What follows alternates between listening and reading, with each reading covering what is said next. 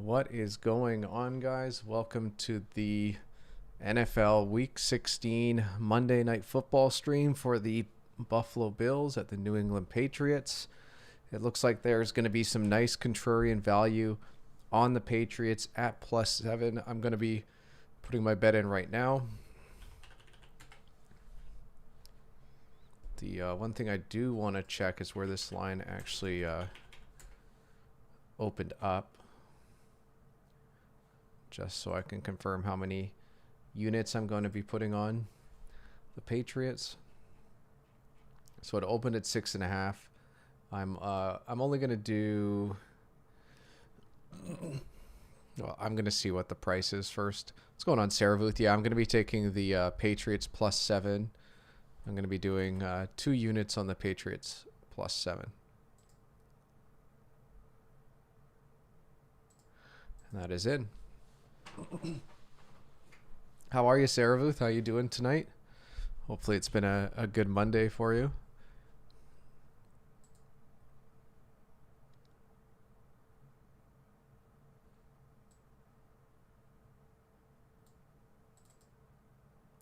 No, it's been bad.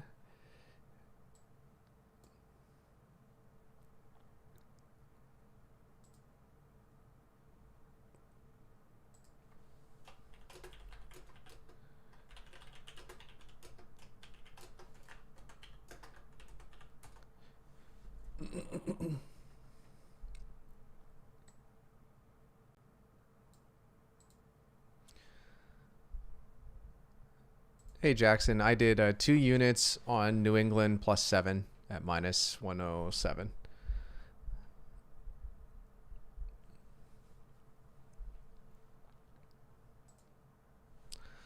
Awesome. Yeah, I like that. There's only 27% of bettors. There's 30% of money. So I was waffling between 1 unit or 2, but I decided to go 2 in the end. What's going on, Mud? How are you doing?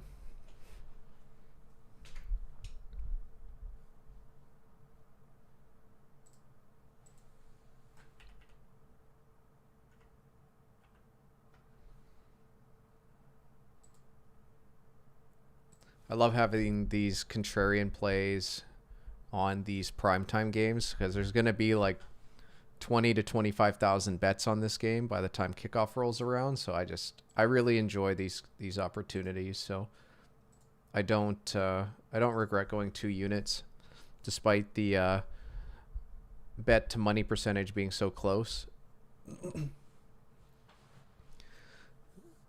I was initially thinking 1 because there's more money on Buffalo when you put up. Yeah, exactly. And I was just looking at it now. There's 27% of bets on the Patriots. 29% of the dollars wagered are on the Patriots.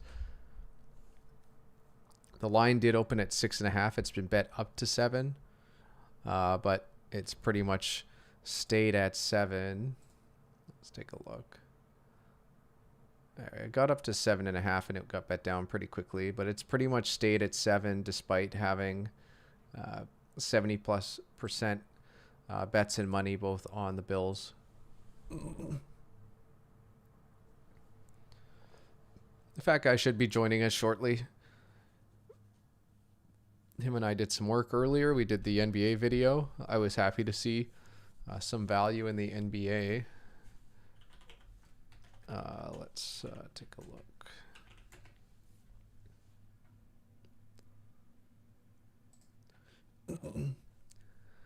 Watching Pistons Hawks. It looks like Hawks have an early lead in that one. It's nice to see. I was on Memphis today. I think I got Memphis +4, and the line actually didn't move down much further.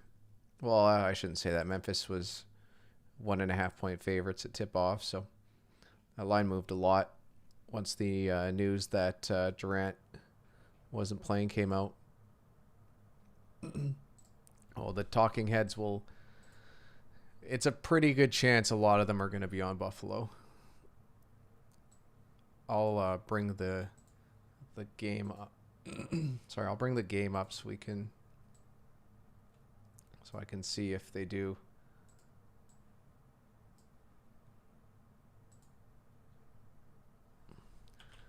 Blue curve.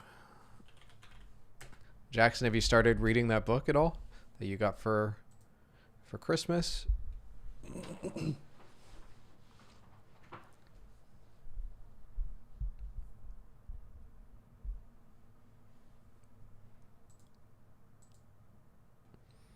What's going on, Jimmy? How are you doing tonight?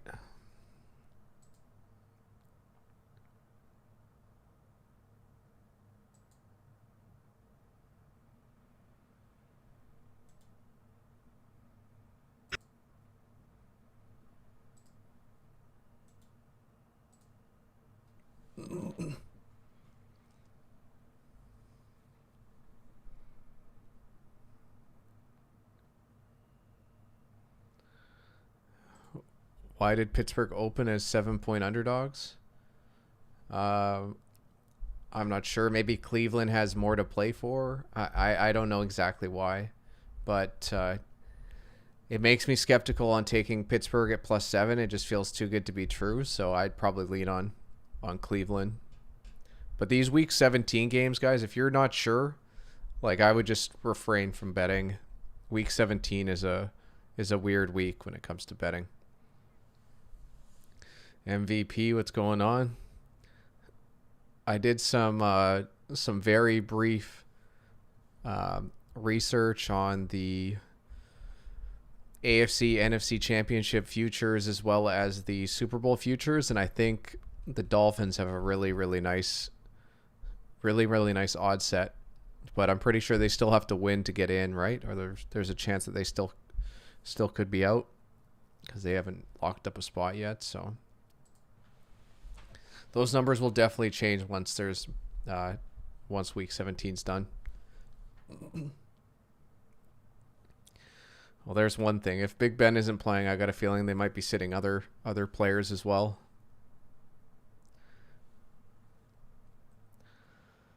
Yeah, the Haskins stuff just didn't work out. He's not the direction they want to go. So I can't remember exactly. Fat Guy would be better. You guys would probably know. But I believe that the coaching staff didn't bring in Haskins. I think the coaching staff came in after Haskins came in. So it wasn't their guy, let's say. Like, it wasn't Rivera's guy.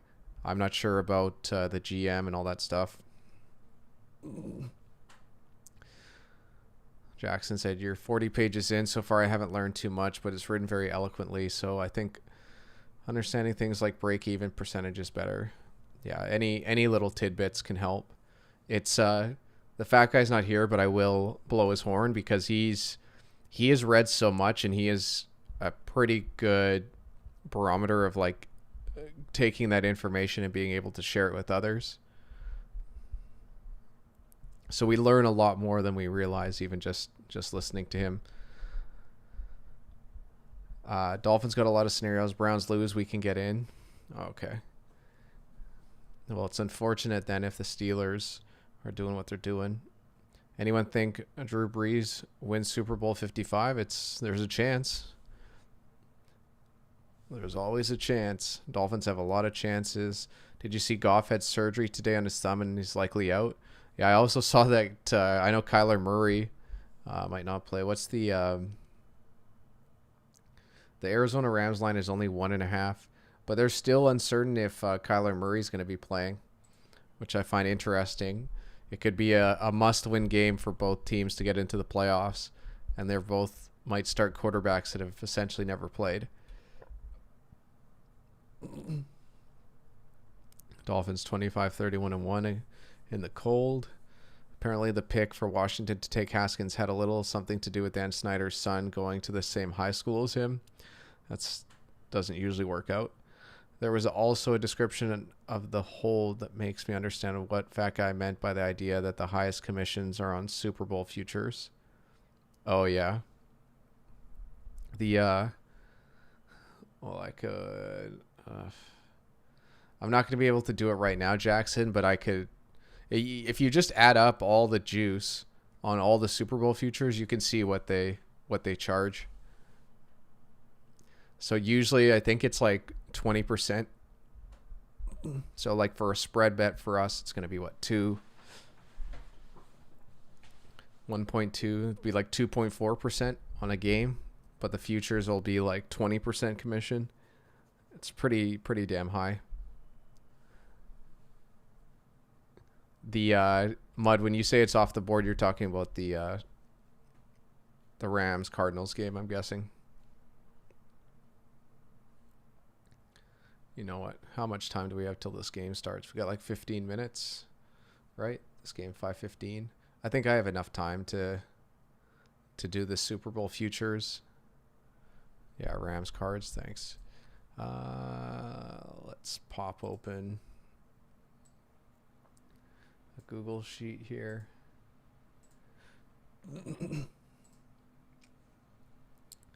Let me pull up the... So we'll go team odds equals to divided by this. So that's not right.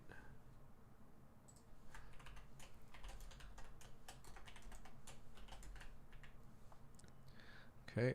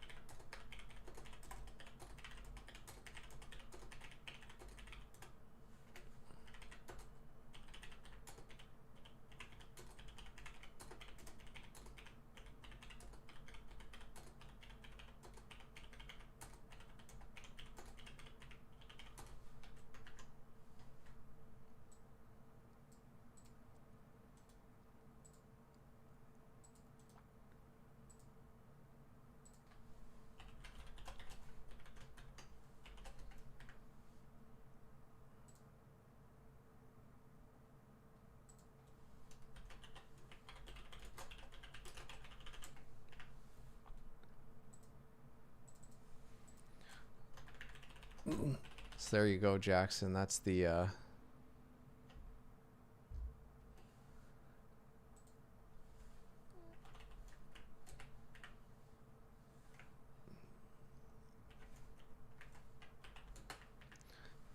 that's the amount of juice that Pinnacle charges for Super Bowl futures. So you'd have to be right more than 20, you'd have to hit 20% higher. Yeah, Zaps, I've got 2 units on the Patriots +7, 27% of bets. Let me just update this. Oops. So Pats have 27% of bets, but 34% of the dollars wagered. So I went 2 units on the Patriots at +7.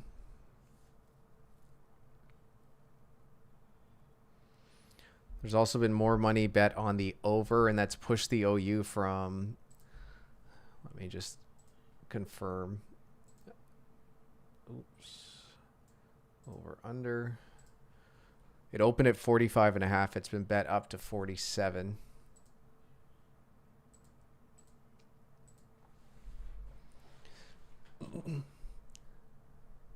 Is NFL worldwide bet or only US?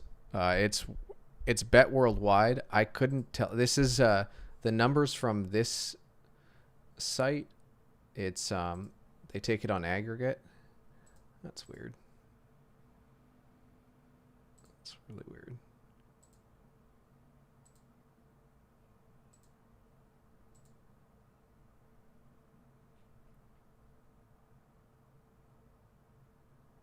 Well, regardless. They put the game at the bottom. I don't know what I did, but I clicked something.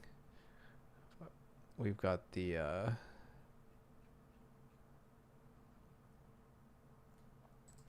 all the lines there.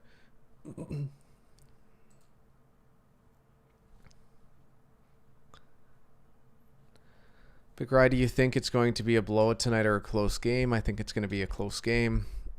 To me, Brian Flores is the coach of the year. That's my pick, MVP. Any action zaps, I let you know. Close game tonight, says Jimmy.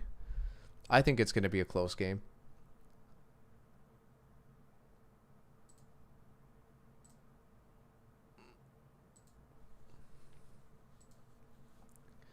But here's the juice that Pinnacle charges on Super Bowl futures. So it just shows you.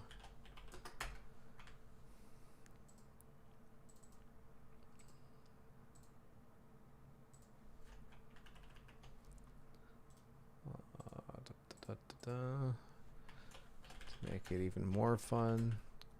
Chiefs, Green Bay, New Orleans, Buffalo, Seattle, Tampa Bay, Baltimore, Pittsburgh, LA Rams, Tennessee, Indy, Cleveland, Miami, Washington, Chicago, Arizona,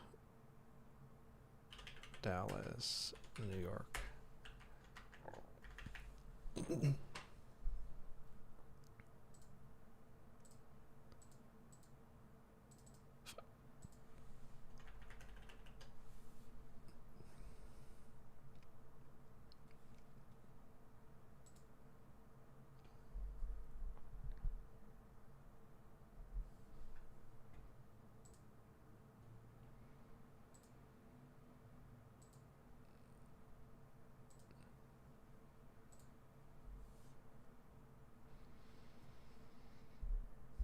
So how's everybody's night going? I see I finally got the preview now up for the game, so they're talking about the game. I got it on mute though. Fat Guy should be joining us shortly. We did some more work on the playoff calculator today, and it's looking promising, so I'm excited to share that with you guys shortly.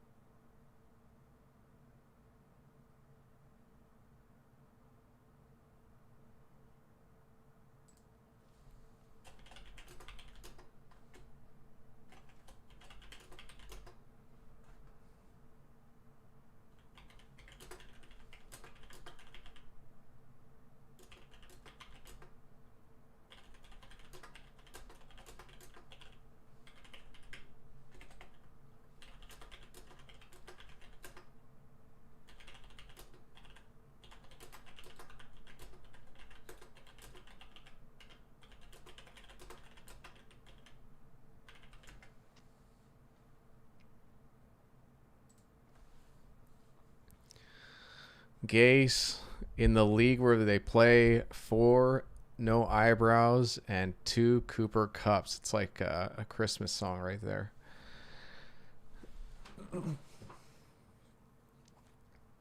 How's that basketball game going, Josh?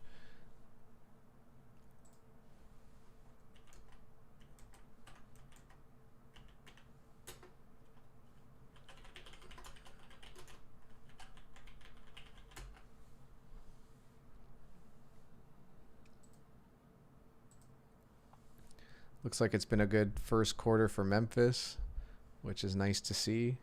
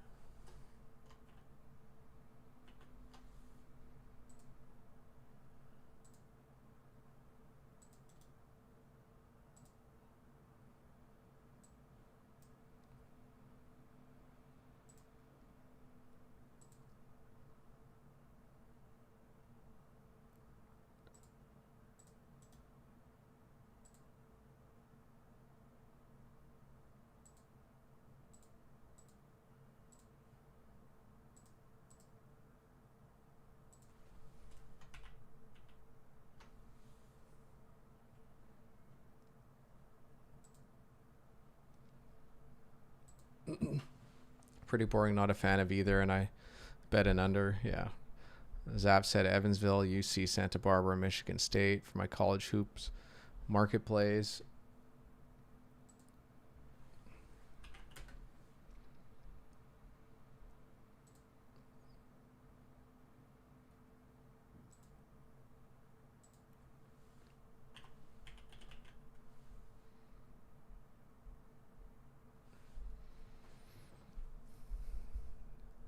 Yeah,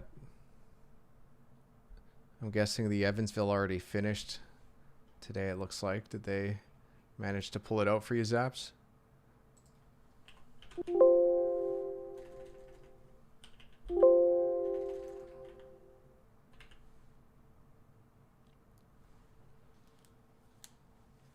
Nice.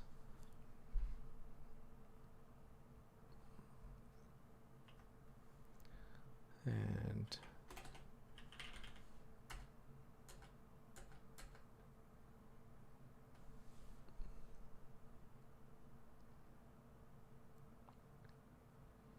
yeah, strong line movements in all those games. Happy that the market plays are working out for you.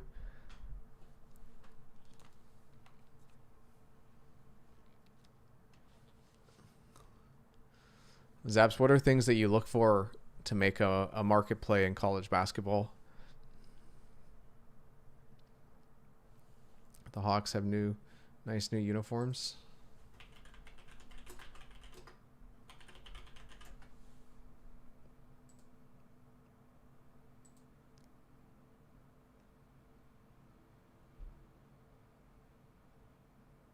Yeah, they look slick.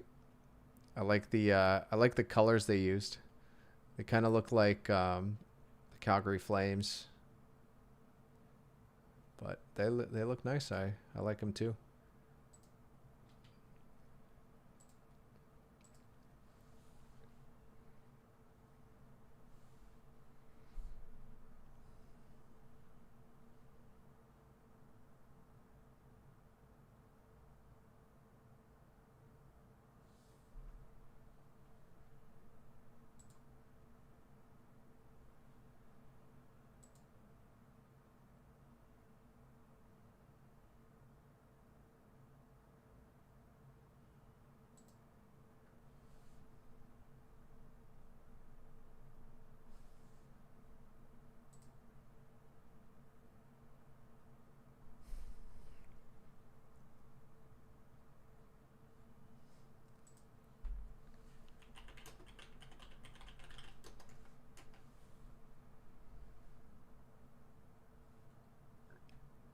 We got the one and only joining us right now.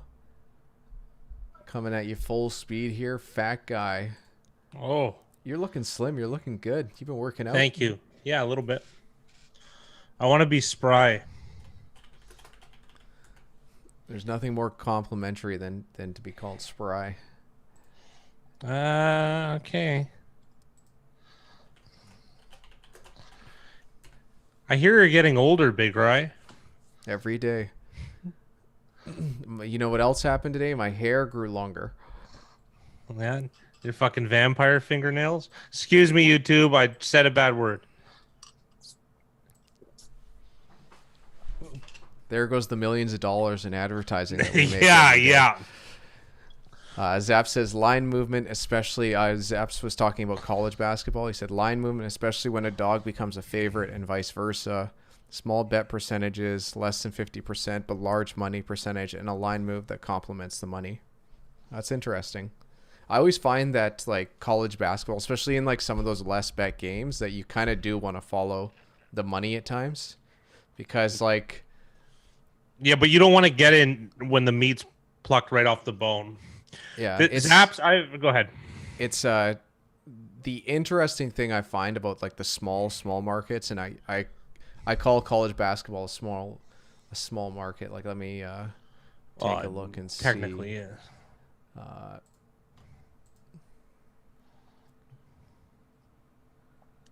So like some of these games have 1,300 bets, 1,500. It's anywhere from like 1,000 to 3,000. And compare that to an NFL game, like this one right now has It's a primetime game, so there's a little more than usual, but 18,000 at this moment. It's going to be between 20, 25,000. So, like one college basketball game is has like one like 5% of the same importance of an NFL game. So, I always found it interesting. It's not something I don't have anything to back up my claims, but it's definitely something I want to test moving forward. How markets are affected by smaller number of bets compared to larger number of bets. But I'll let Fat Guy talk to you about the value.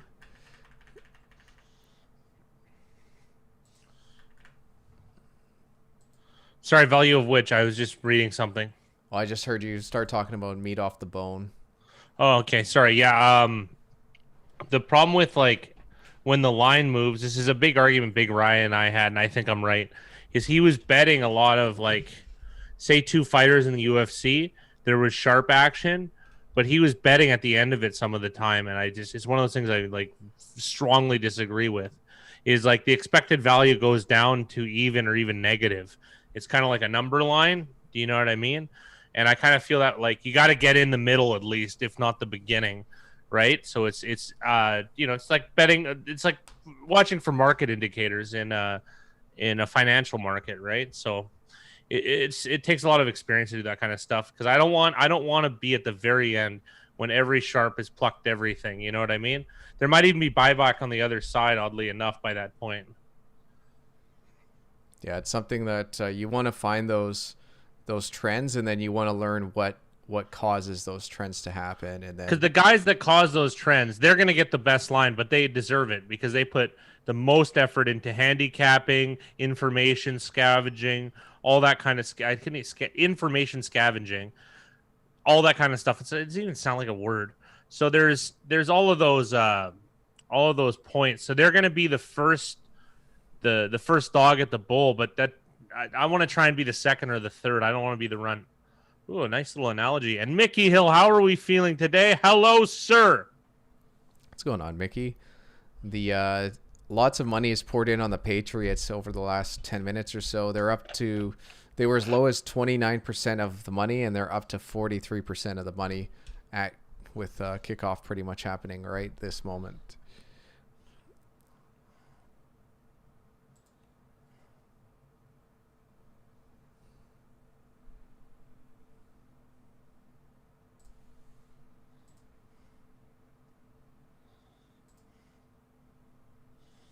This is a nice return. Right on.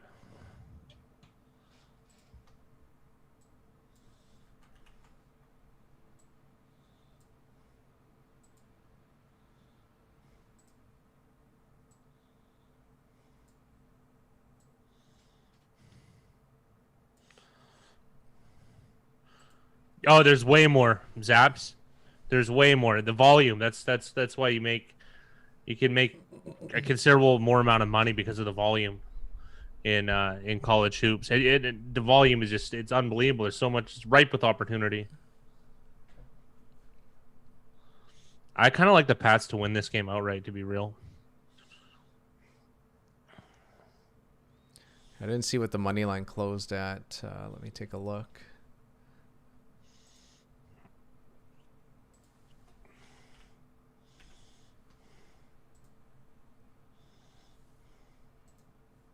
Nice run. So Pat's money line closed at plus 267. Yeah.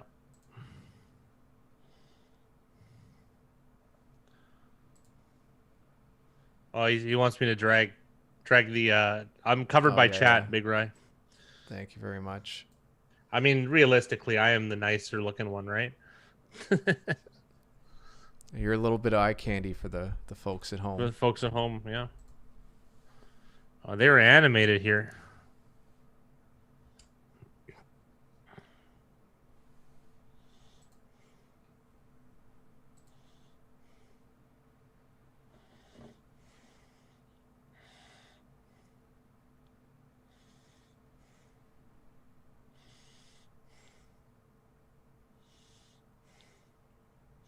Okay.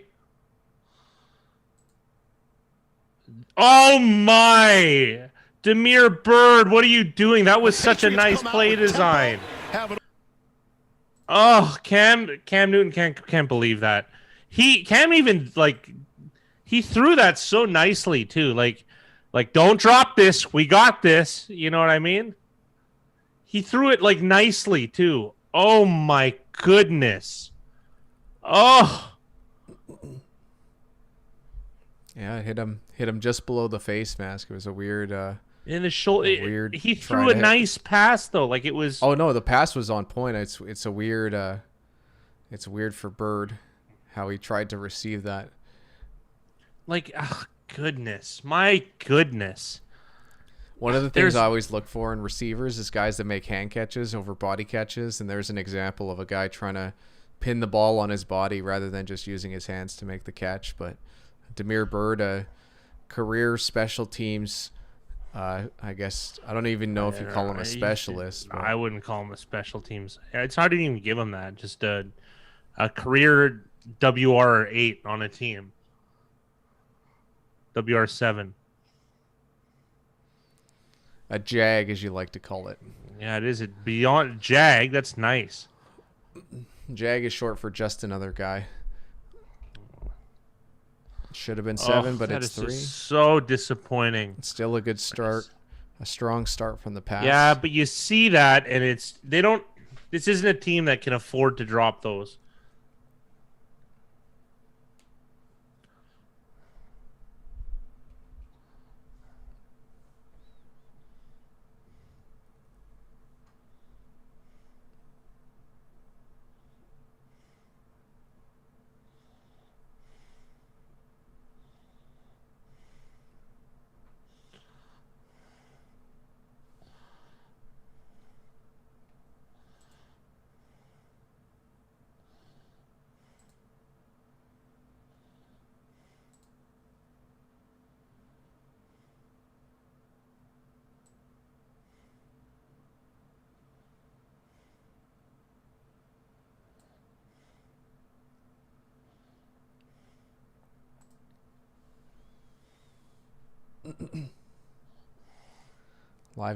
The live line's down to 6.5 with juice on the Pats at -118.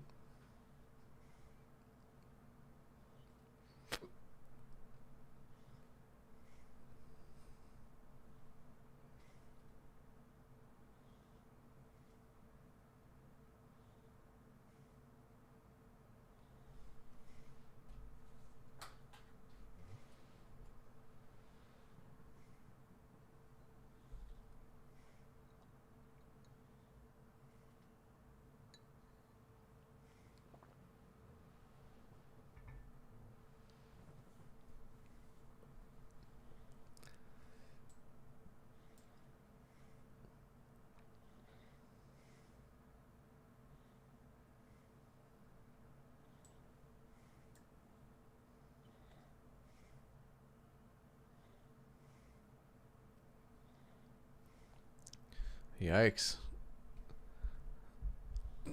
Some bad CGI work here on Bill.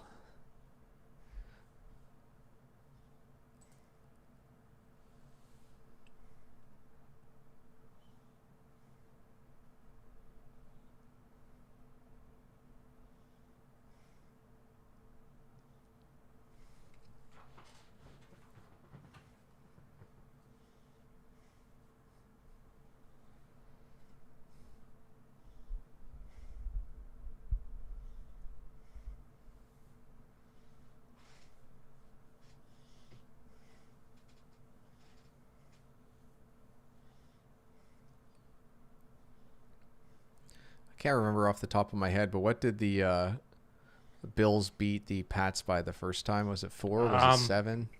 No, it wasn't 7. Pats had a good chance at winning the game, and Cam fumbled it away. Kind of like how they had a good chance at beating Seattle, and that happened as well. More or less, that play didn't work out exactly. Yeah, the fourth and goal where they got stopped when the could have changed the season quite a bit. Not that this team's really good enough, but That was a good return by Roberts. They beat him by 3 first time Yeah. around. Andre Roberts is a good returner. God, he's old though. Andre Roberts. It's funny how Played. much some of the better special teams returners bounce around. Yeah, I mean, I can get it.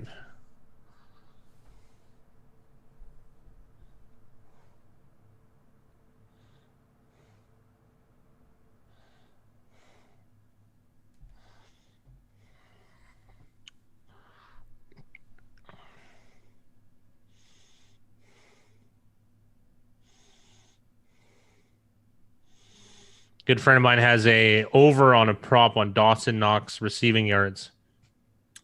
23 is the number, and then he has under on Stephon Diggs 88 yards. So I'm rooting for him.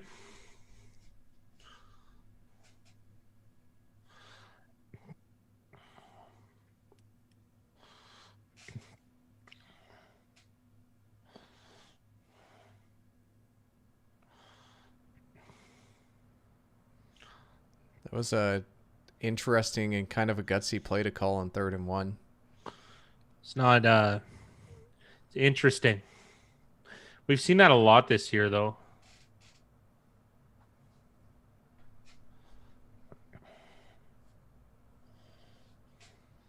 Therese Hall, I've never even heard of either one of their linebackers. Oh, Josh Uche I've heard of, but not Therese Hall, that's for sure.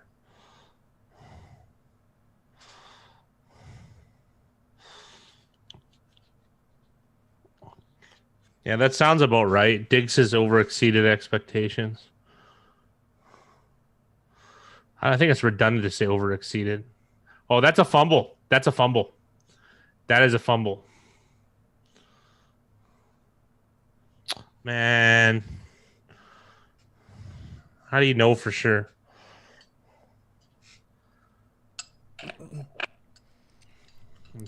That's interesting, Josh. It reminds me of when Fat Guy brought up the his Chris Johnson over-under for yards.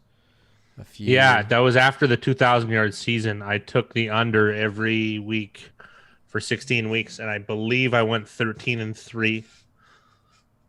His OU was like 129 a lot of the time, like, and against good defenses, he didn't get close a lot of the time.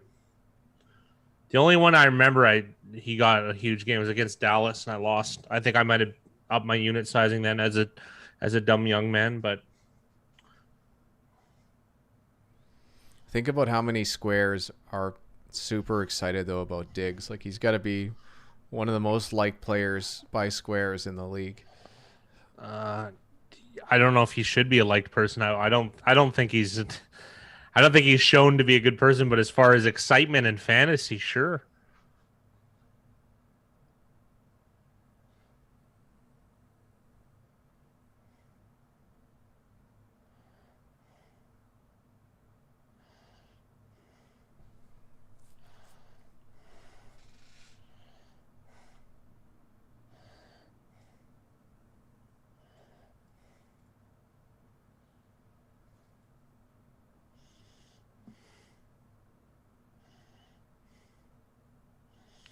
It's a weird, nice tackle by John Simon while he's on the ground.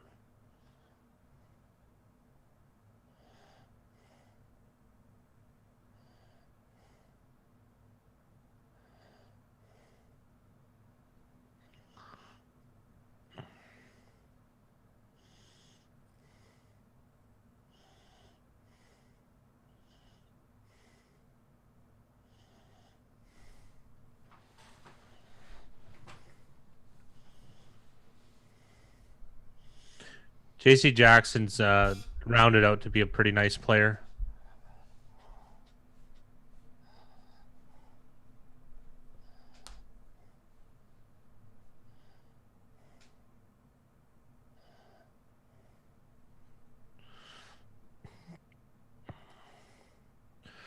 I think he was a 7th round pick, J.C. Jackson.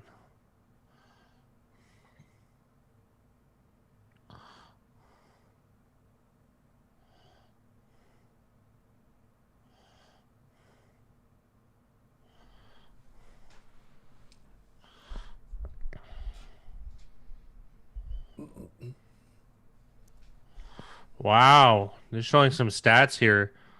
36 touchdowns, no interceptions, and 23 rush touchdowns in the red zone. What? That's really I good. mean, that must be over the last two years. Yeah, or 2 or 3 years. I think it's over his career. Yeah, exactly, which is 3 years. Good job. Good job, Pats. Good Bills have a job. decision to make here. What would you do So, if you're the Bills? um, I always just say go for it, but this, I'd probably go for it. I don't mind the Pats having the ball in their own end. I really don't. I'd be going for it if I was the Bills. I wouldn't have ran that outside zone though with Singletary. Why not do Moss up the gut? You know what I mean? Like, and then just instead of making it a decision, just do it twice fast. I've never understood that why they just deviate from the obvious because it's hard to stop even if you know where he's going.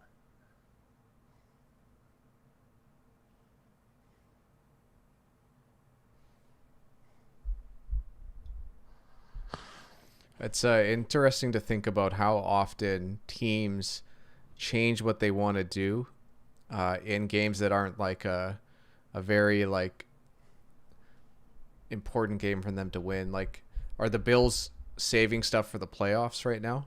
Like, is that a possibility? Like, I maybe don't that's know. something that they would implement in a playoff game. You know, a 3rd and 1, they might do two runs up the middle, no matter what the result is. Yeah, but that's the beauty of that play call is it doesn't matter if the other team knows. You don't need to save that. Like there's no saving it. Like this is how we operate, right? Well, it You could know, be. It could be because teams are deciding on what personnel to put down there on a 2nd down. So if you can get a team in dime on 2nd down, and then on 3rd down run a hurry up like you're gonna run right up the middle in the gut, like it's better for you. You've got a better chance of completing that play than you would otherwise. So it's an interesting thing to think about how far or how deep. I doubt that teams think this far ahead or plan this way, but it's we talked about it recently on like how much meat do you think is there still on the bone when it comes to NFL and strategy and how tons. these coaches do things, because I think they're bad at it. I know. I like as a whole. I think they're bad at it. it Like seems really pretty bad. It's. I think it's suboptimal. more complicated though than other sports.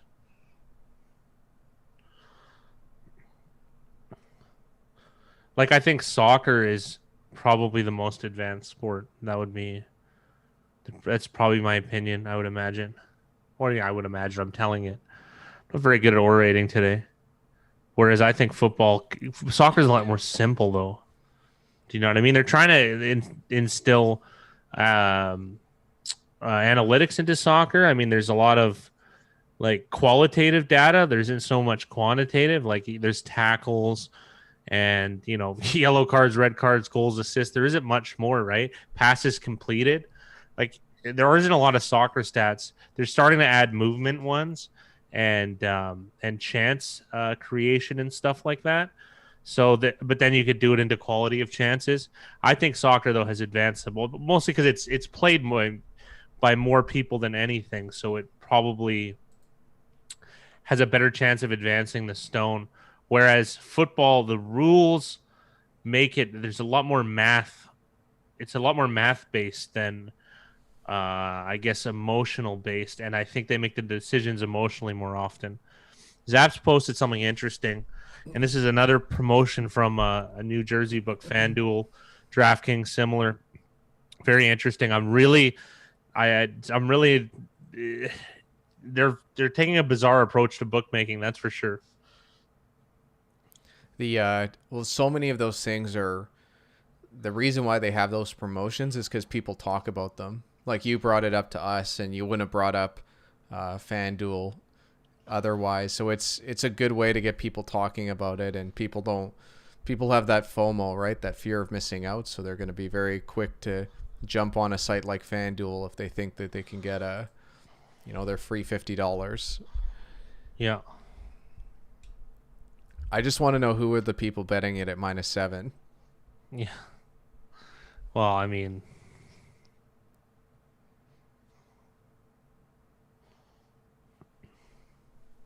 I think we know.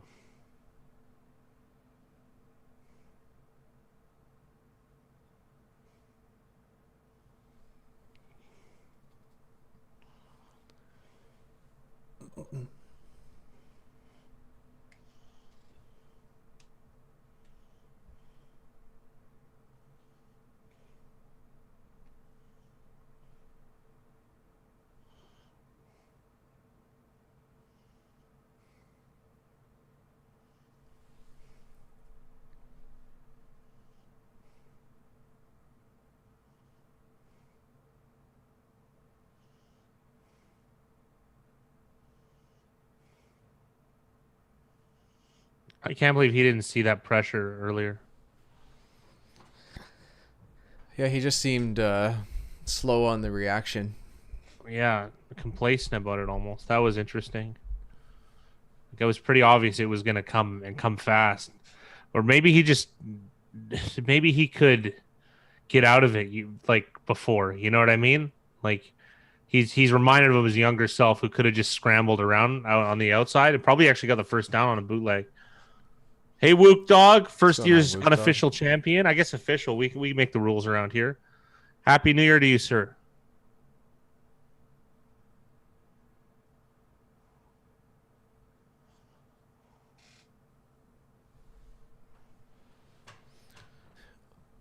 I don't want to say Wook, that he was really, really good, but I'm remembering when the Panthers made the Super Bowl and just how strong that offensive line was.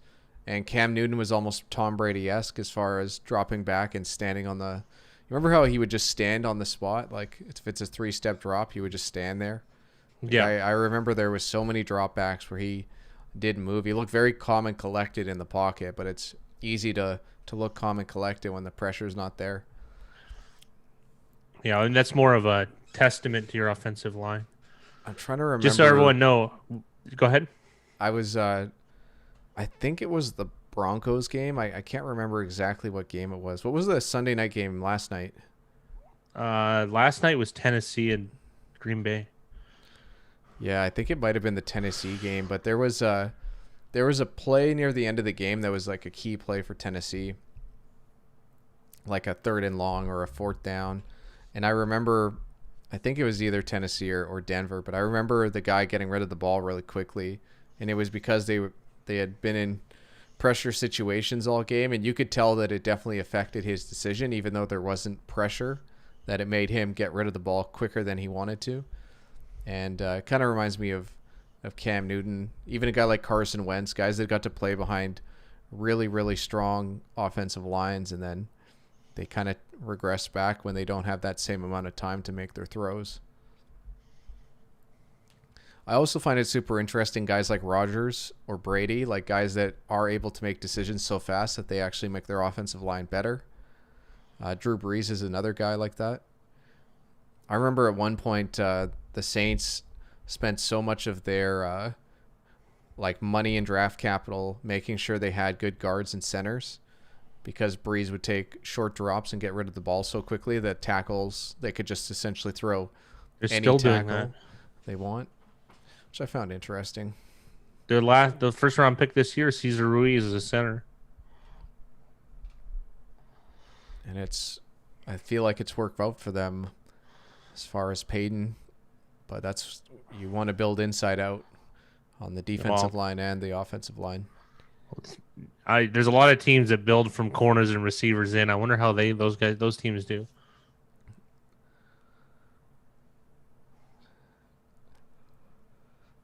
What's going on, Don? Hello, Don. And just so everyone knows, Wook Dog was the first winner of our contest. It was a lot different back then and a lot more simple, but he was definitely the winner of that contest. So we've had 2 winners now. Wook Dog being the first, Jake Jacobs being the second, and looking like Cassone will be the third. Oh, wow. Nice hit.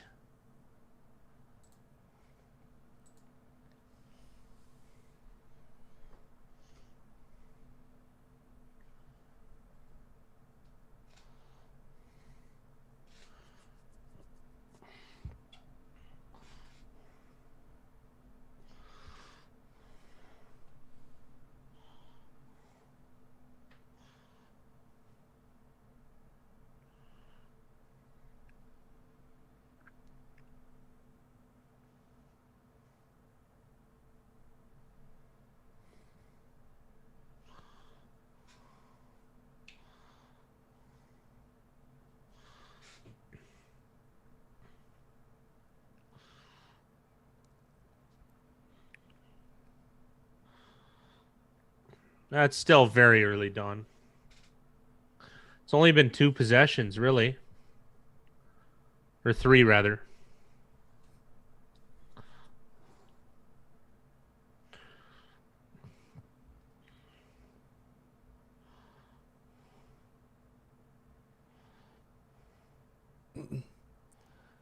That was unreal coverage from the Unreal. Patriots because Josh Allen had probably 5 seconds to make that decision Maybe and that longer. throw. And then, you know what was interesting? One of those zoned. This is an interesting defense. One of those. I guess he was maybe a spy. One of those secondary players, and then he just came.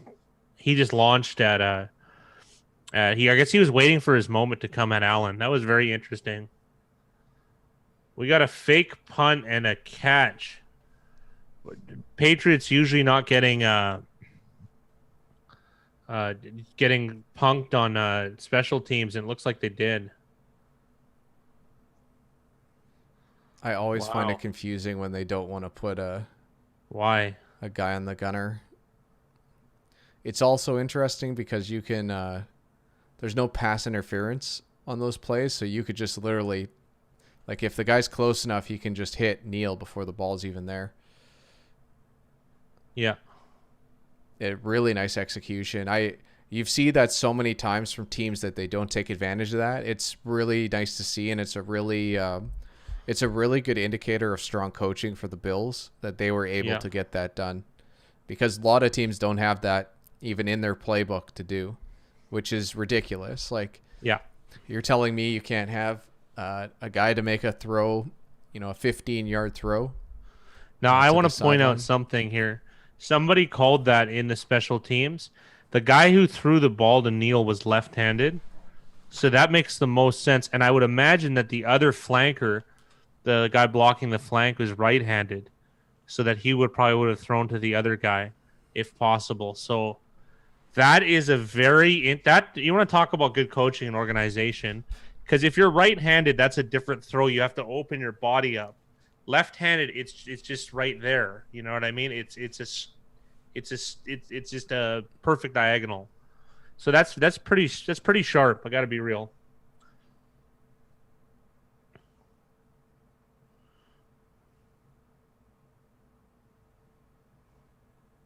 Isn't that a hockey thing where you want guys on the left wing right-handed, or is it the other way around? It's the other way around. So in hockey, on defense, it's easier if you're a left-handed shooter to play left defense.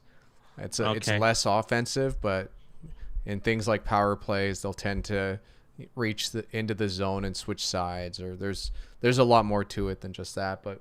typically, uh, a person who would play right defense was better suited to be right-handed. But that's a very like traditional way of thinking. That's not always the case. I always like guys that were reasonable with their left foot, uh, but had a strong shot on the right foot. I always thought it was good in soccer to let them play wing, because you could cut in and shoot with your right. Crossing doesn't take much, you know. So It it's one always of reminds those. me of Arian Robin, who was essentially only Oh could my kick with his left god. foot and couldn't kick with Yeah, his but he right. was the best at. He had the best shot. Like, Yeah, so it's not even close. it made up for it. I don't know why defenders didn't sell out to his left side though and force him to take a right-footed shot. Oh, appreciate it, Another Don. third and That's nice of you five. to say. Thank you, Don.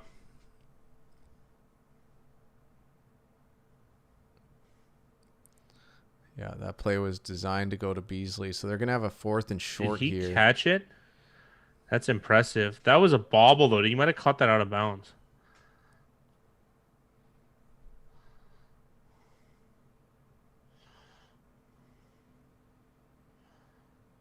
Oh yeah, that's a pure catch.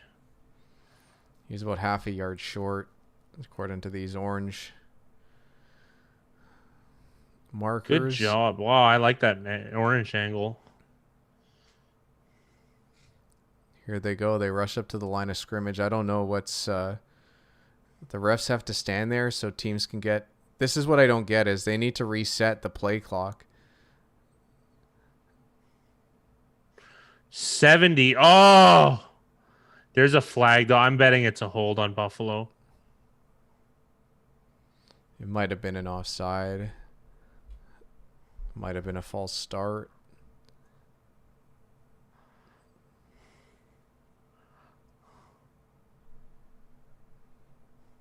Offside on the defense. Yeah. So a big He play knifed from through. Buffalo. I thought he timed it well. So while I get that the other team gets a chance to substitute, but what I don't understand about that play is that the play clock just keeps running. So the ref didn't actually leave under center until there's like 2 seconds left on the play clock. So they're just supposed to wait for the refs to be ready and then have literally 2 seconds on the play clock to run your play. Who's coming down? Wow, the Bills are. Oh, this is a bad spot for the Pats. They have linebackers on receivers. That was a hold.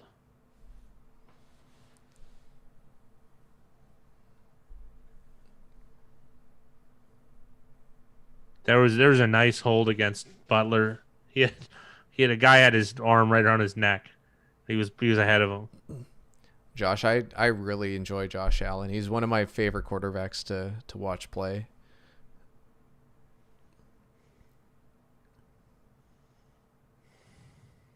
There's another guy trying to make a body catch rather than using his hands. Yeah. Yeah. So that's 2 guys now that have not been able to make plays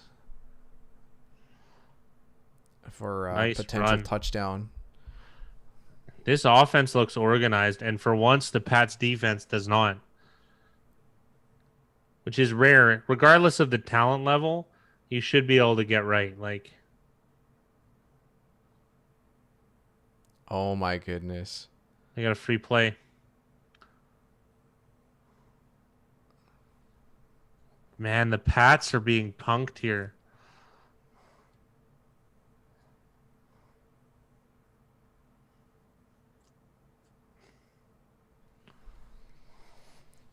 I think that I don't know if it was Malcolm Butler or not Malcolm Butler. Is it Malcolm Butler?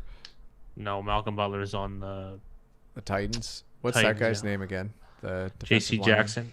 No. Oh, the defensive line, Adam Butler. Adam Butler was. It looked like he played the clock to jump off there. It's interesting to see when like refs stop a play because of the clock. I feel like some seconds are longer than others. Well, that's the thing, right? Like I rarely see them blow something like that dead if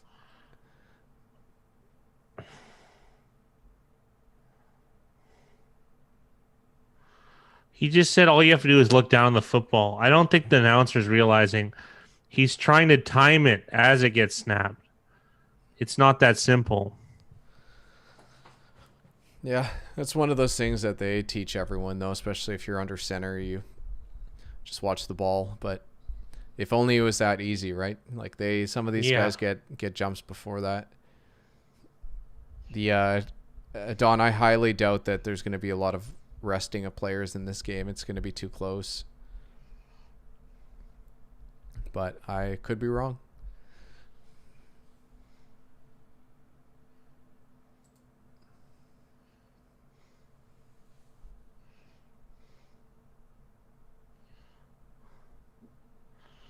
The Browns doing brown things. Dylan Clark, very Browns.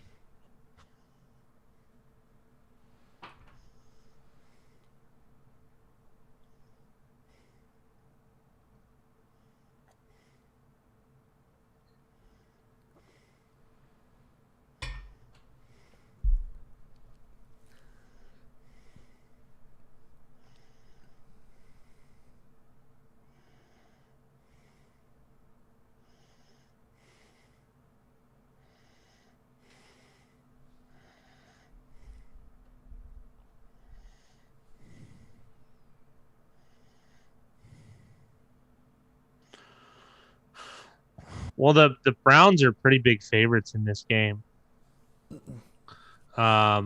It's I want them in the postseason as well, right? But they're pretty big favorites, the Browns. But I mean, nothing's in stone.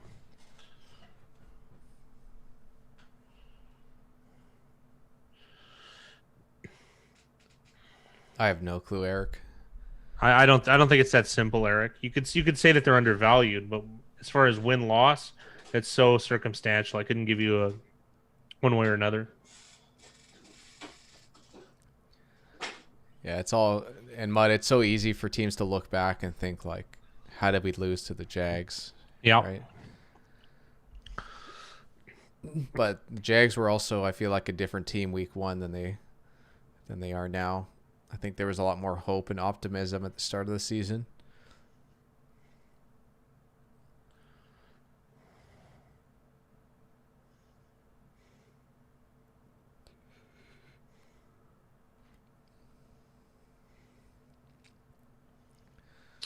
And a second drop on this Wow. drive from the Bills in the end zone.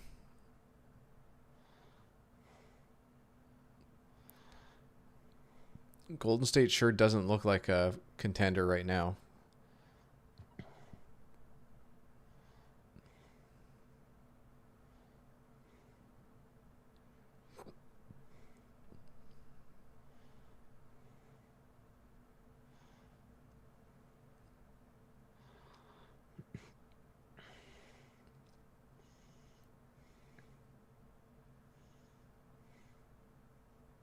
Touchdown.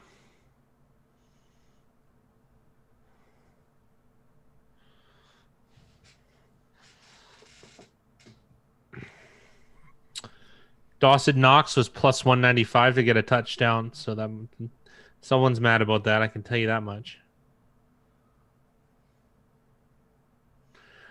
You know what's interesting? That Diggs prop, which I'd liked, is looking nice so far. I don't think he's at a target. I know he had one target that wasn't completed on the good catch on the good coverage from J.C. Jackson when he had like 5 seconds to throw or so, and then he did have a catch on a play action bootleg for about 6 or 7 yards. See, Eric, have a good evening, sir. Oh, he did get one for about 4 yards.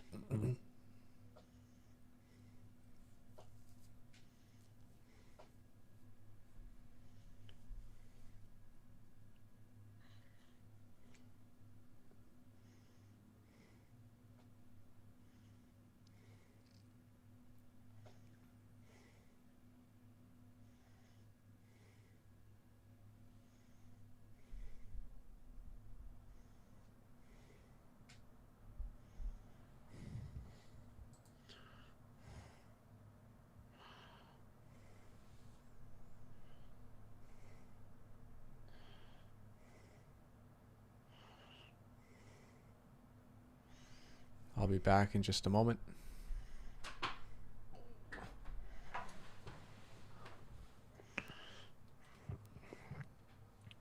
Bills have to win both games. Bills are already in, Don. They won the division. Uh, for Bills to be a 2 seed, I think they have to win both games.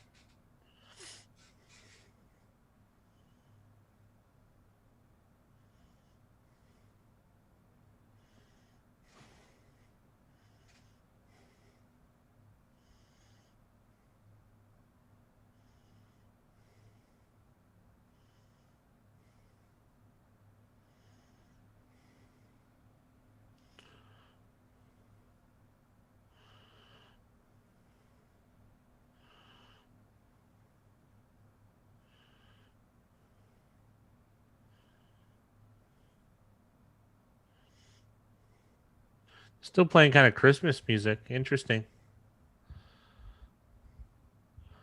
I don't know, Donna. I think it is Tua, from what I understand.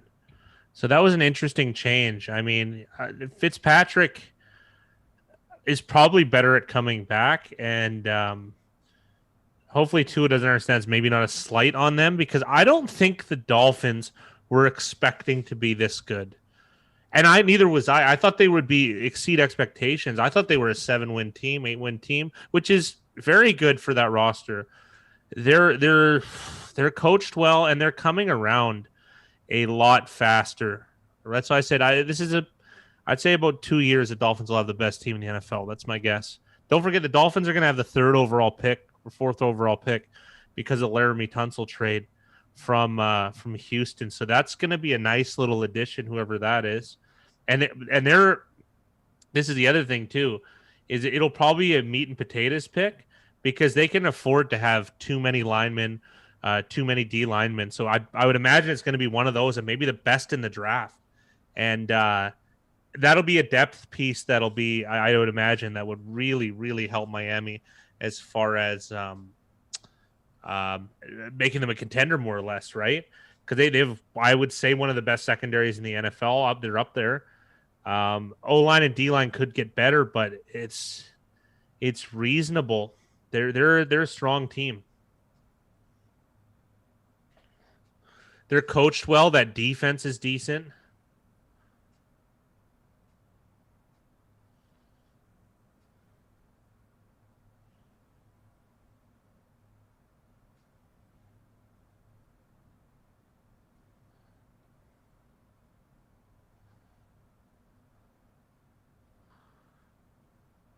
Dude, he should get another flag. Tre'Davious White. You can't argue that much. That's crazy. This stuff happens every week to somebody. He did grab him before the ball came out. Little early, he couldn't catch the ball. I mean, I'm okay with that, but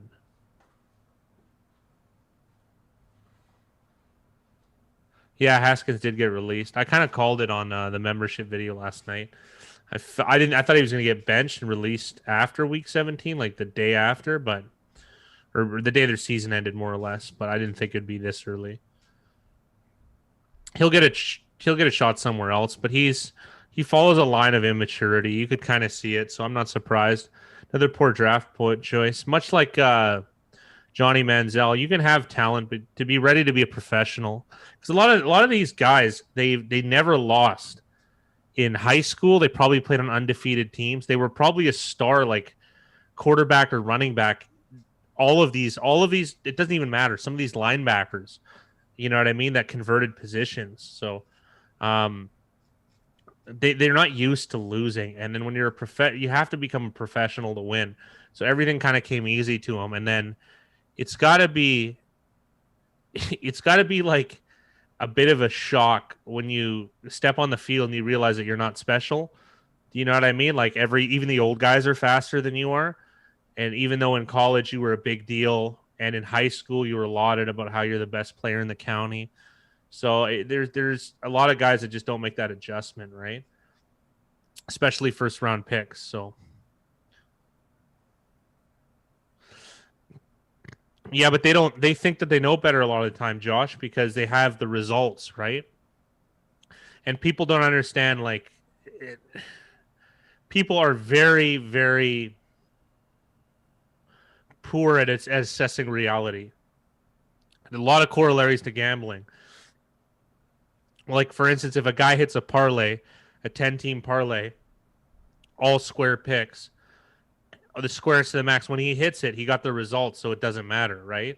It doesn't matter that he probably made 10 bad bets, and then he made a choice to parlay them, which is even worse, and then he got the result. It doesn't matter in his head. Do you know what I mean? That's why pros do decisions over results. Joes do results over decisions, because then they'll also do mental gymnastics. Oh, this didn't work once, therefore it doesn't work at all. And that's just not how probability works. You know what I mean? Zaps has a good point. One minus 112 and minus 113 juice on pre-game spread bets on DraftKings is disgusting. It is. There's a guy named David Sklansky. He's a famous Las Vegas gambler, and he thinks that he talks about an experience he had. He has a friend who was a math professor at UNLV, and wow, what a run here from the Pats! And he took his friend into a casino, and his friend couldn't believe the odds that were being offered on everything because it was pretty much stealing, right?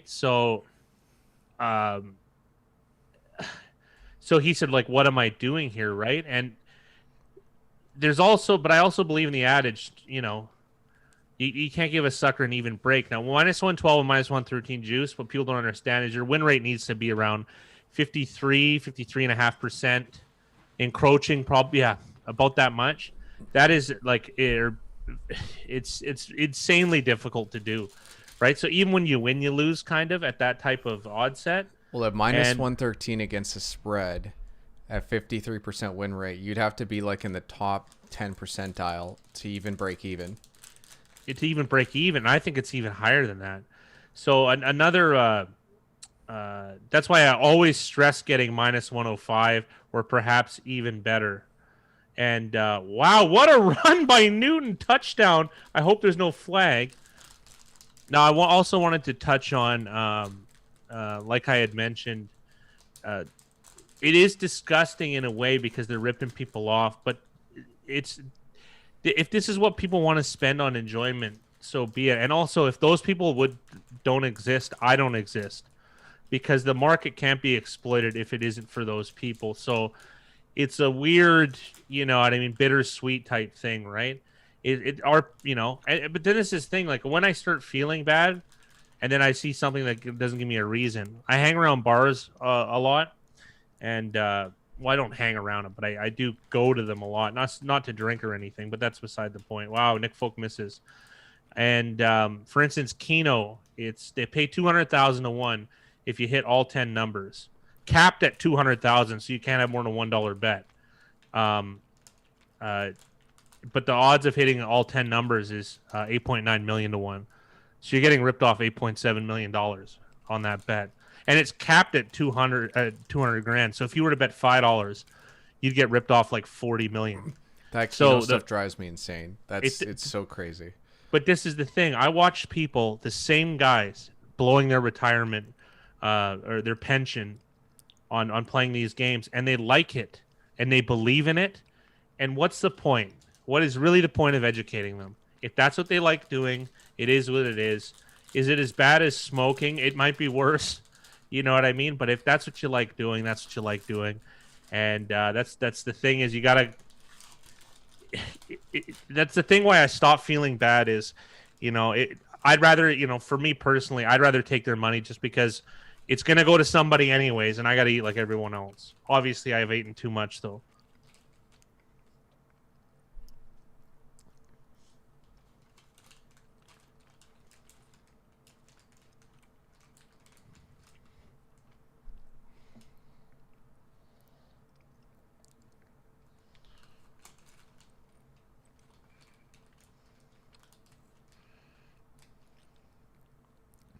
I'm just enjoying some fruit snacks. The finest of foods.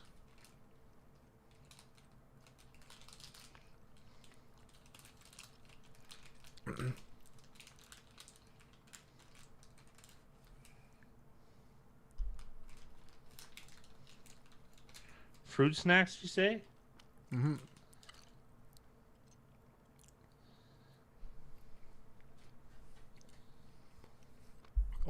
Only the best for this Lamborghini of a body. Yeah, absolutely.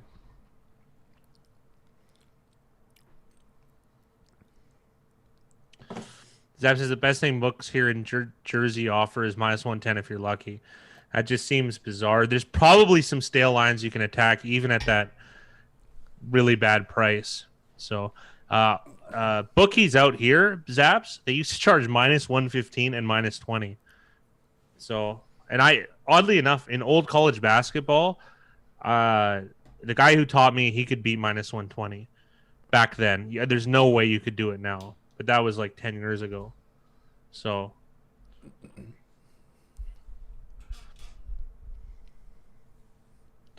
but also his expected value was tiny on minus 120, like really tiny, but he had max bet on every bookie in the city. So it like the volume added up, right? Like it just added up. Like 1% of 5,000 is more than 3% of 100, right? So like there was a way for those guys to kind of usurp the rules. So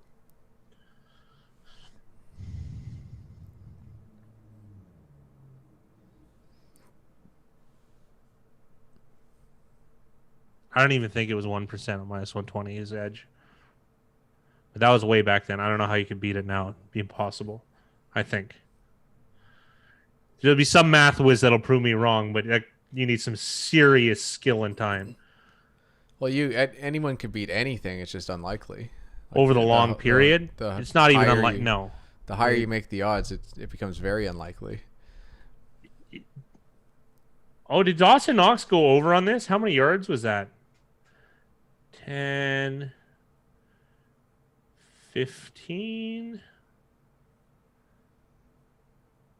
Wow, that's close. It's a 19-yard play.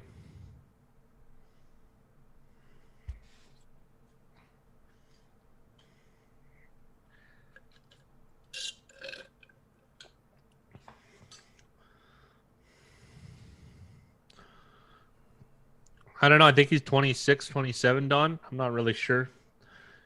He's good, though. Hey, Google, how old is Josh Allen, the NFL player?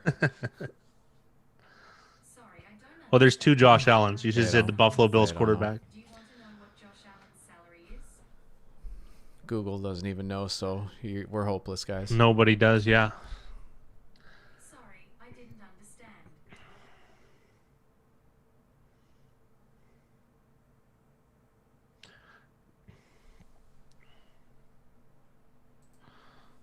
He's forever young. He wants to be forever young. He was born in 96, so he's 24. 1990, you said? 96, he's 24. Yeah, I was like, well, that doesn't make sense. 24? Holy, he's younger than I thought. Yikes, man. Bills, that's good news for them. He was our favorite quarterback in the draft, and I'm starting to think he's the best one. I mean, obviously that's, like recidivist history, but we did actually spend time on that draft, Big Ryan and I, and that was the guy we liked the most. So I didn't see Lamar being a I didn't spend fourth. that much time, but Fat Guy definitely did, and he was hoping for Josh Allen for the Browns. I was for the Browns. That was it. He also had a Wonderlic score of 37, which is pretty high. I like that kind of stuff.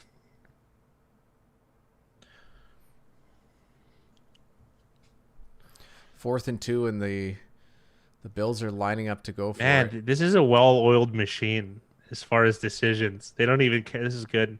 Fake punt, too. They're not holding back at all.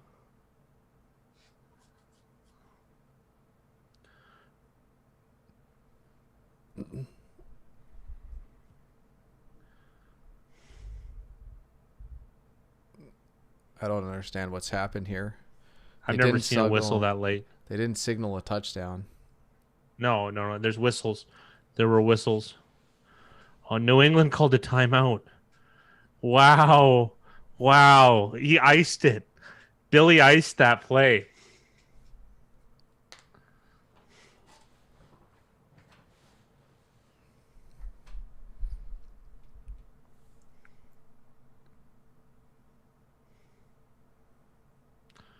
That was impressive from Bill. That was impressive.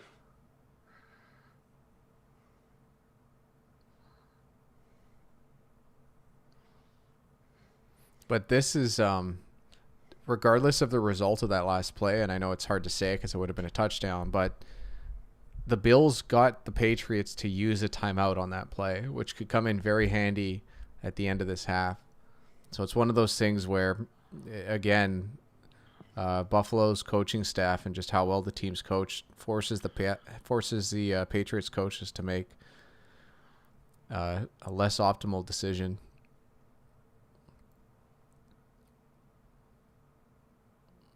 Wow. The knocks over hits. It's Don, who knows if he deflated the balls or not? It doesn't really matter. I don't even care. Makes no difference to me.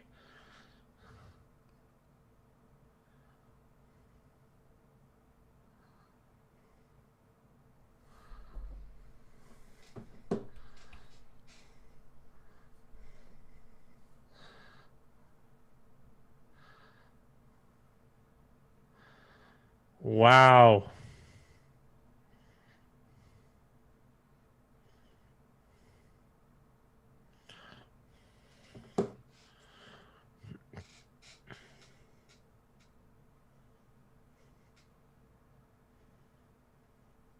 With how like the taunting rules are now, I'm surprised that if you put a finger in a guy's face like that, there's no call.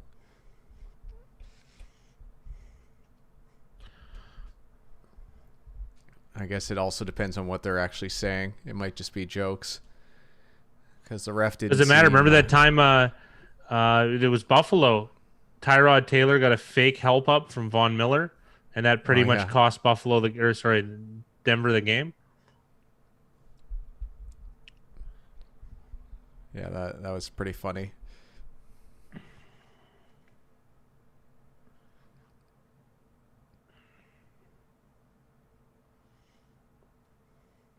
That had a lot of sound to it, that collision. He threw it in there. Hall did. That was nice. 3rd and 7.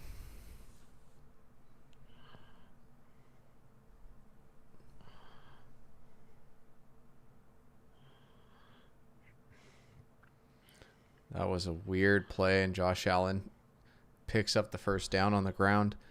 He is a deceptively good runner.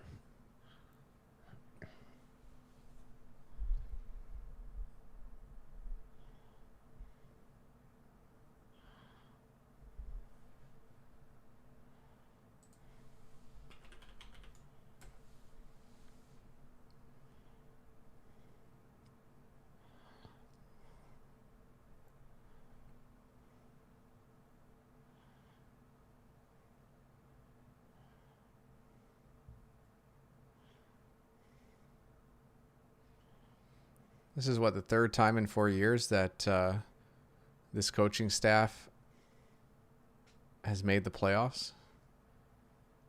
Yeah. Yeah, they really, and they did it with, who'd they do it? They did it with nobody the first time. And they lost a really interesting game to Jacksonville. They covered where only that they couldn't, neither team could move the ball.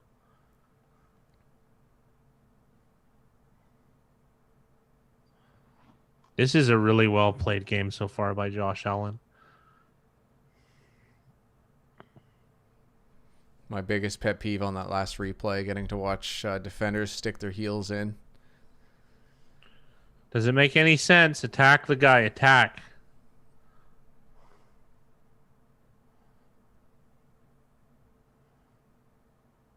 Lee Smith, one of the better blocking tight ends in the league. One of the better celebrations I've seen in a while, too. Yeah.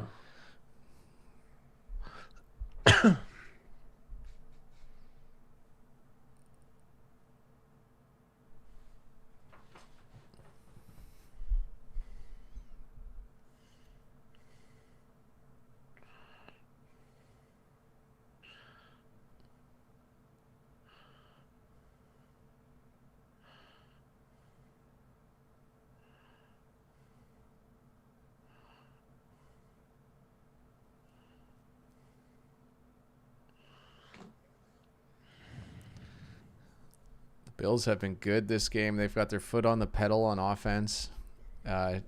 Very decisive on these 4th down calls, and they're executing. How much time as they well. taken off? Oh, That felt like a 10-minute drive. I'm not joking. This is the fastest game I can remember. It's been very impressive.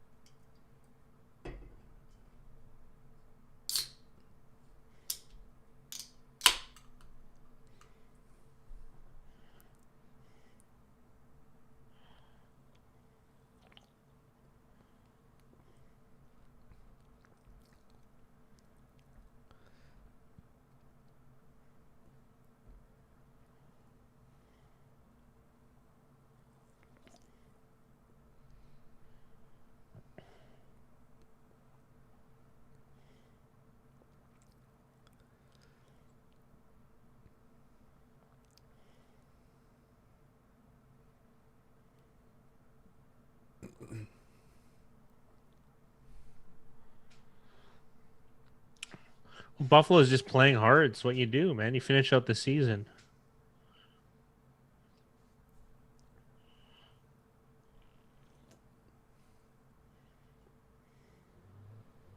I hope they don't extend commercials because how fast this game is going.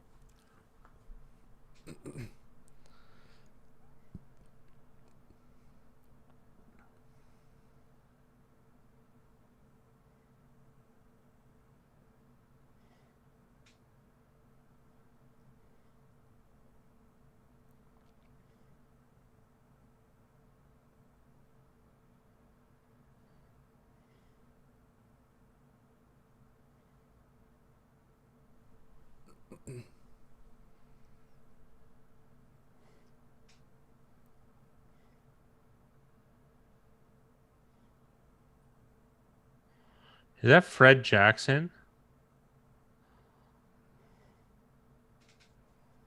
It is Fred Jackson. I was wondering that. He had a great career, Fred Jackson.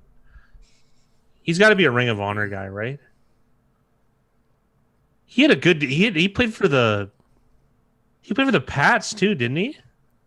I believe he finished out with the Pats. And I think 10 years with the Bills. He had a great career. He was a good player, man. Tough guy.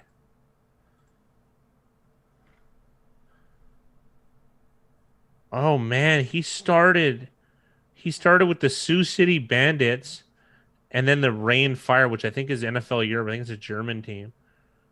Wow. And then Bills and 2006 to 2014. And then the Seattle Seahawks. I thought he was a Patriot for a little while. I guess not. I thought so too. He's a strong player. Yeah, nice career. Shorter than I thought, only 8 years. Yeah, but that's probably because he played in all those other leagues, and it took a while to get picked up. N'Keal Harry is not one of my least favorite players. I got to be honest.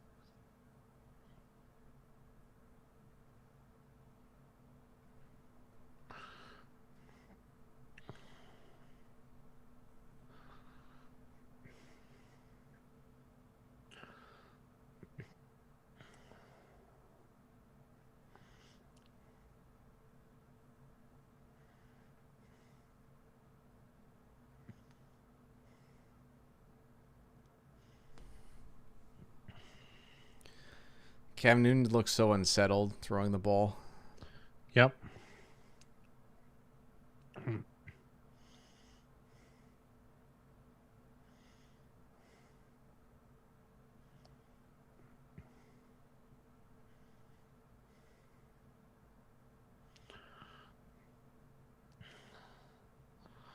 Wow, that was close to an interception. Another fourth down. I'll be back momentarily, gentlemen.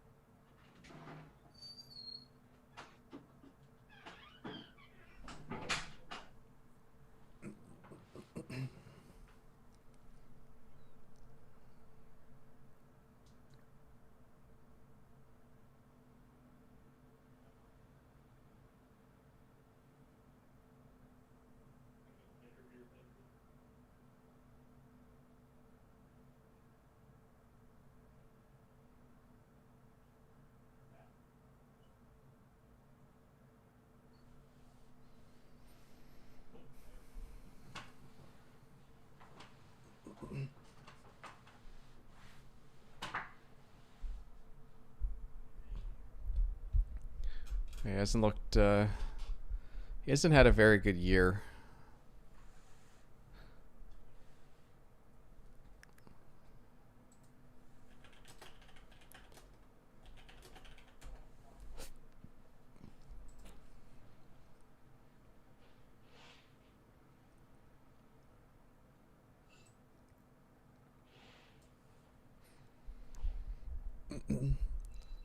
Cam Newton's NEA is 5.31 this year.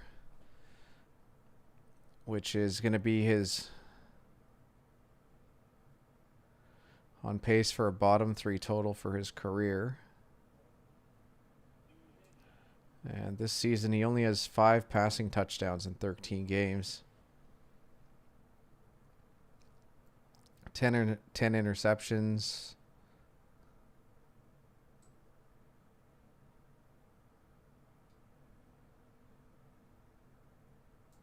.183 yards per game, which is well below his career average of 227. And he's been sacked 26 times.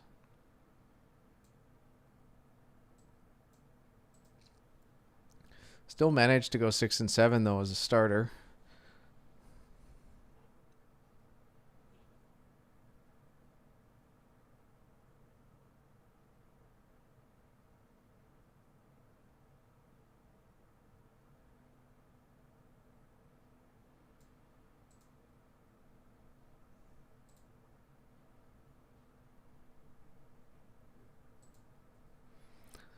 Pats will score more than 21 points, says Don.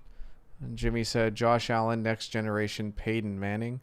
Josh Allen feels like a young Ben Roethlisberger to me. The thing with Josh Allen, though, is like he's really, really good at running the ball. And neither guy I just mentioned were good at running the ball. So he has a whole different dimension to his game that a lot of other players don't have, and that's why to me he's at least in the MVP conversation.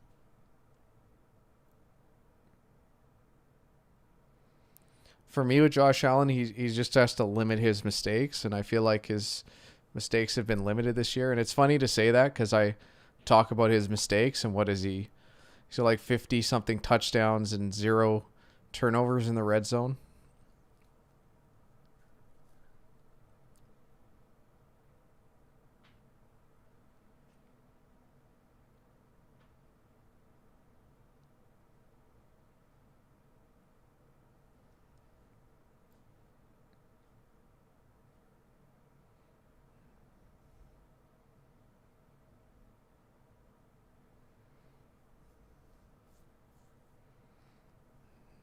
Josh Allen on point with that pass to Diggs. I want to see what happens to coverage.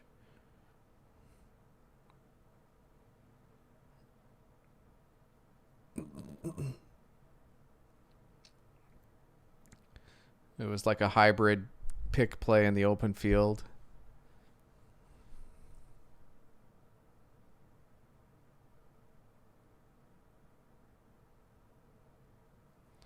For crossing routes, defenders should just be able to run through offensive players. But that definitely wouldn't be a safe thing for them to do, so it's not something they're going to do.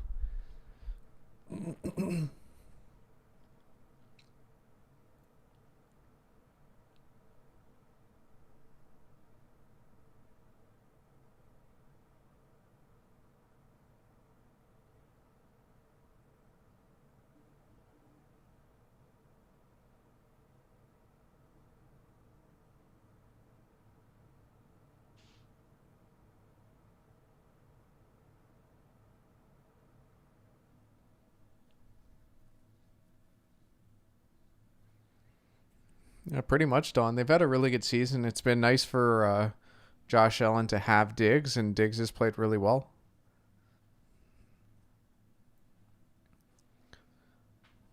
Rodgers and Devontae just have a little bit of a step up because of the experience that the two have together.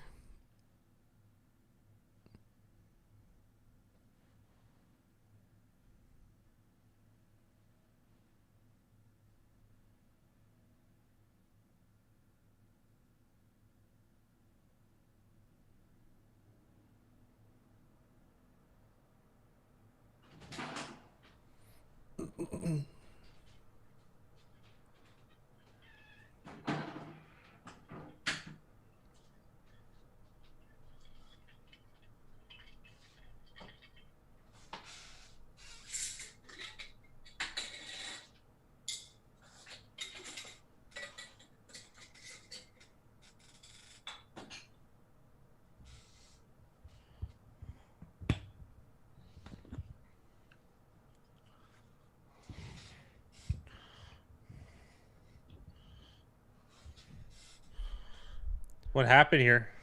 Buffalo's driving. They're around Ah. midfield. Josh Uche looks like he's on the sidelines getting taped up.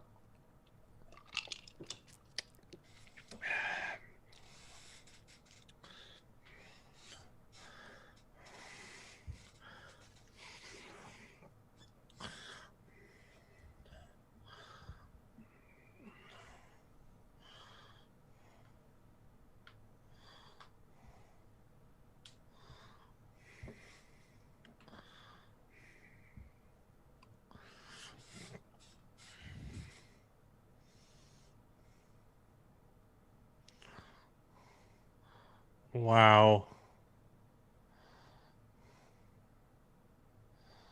Wow.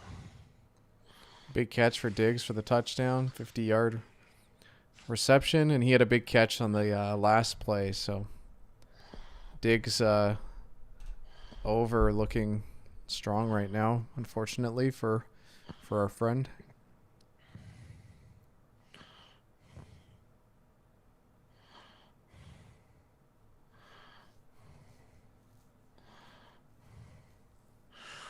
My friend pretty much just won. He has Allen and Diggs playing for a championship, and that pretty much sealed it.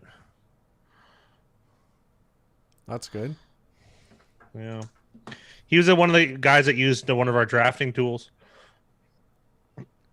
Dave. Oh, I'm happy to hear that. Yeah, he won. He only lost one game.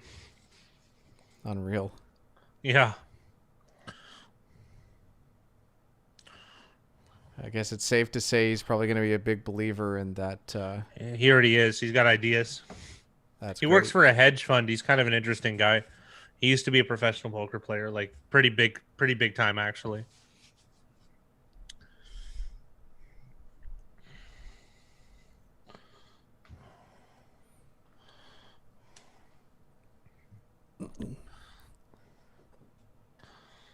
Yeah, it kind of is, Don. The problem with the Pats is it's going to be even harder for them to come back. Than They're it way is harder for the Pats to come for back. Tennessee. Way harder.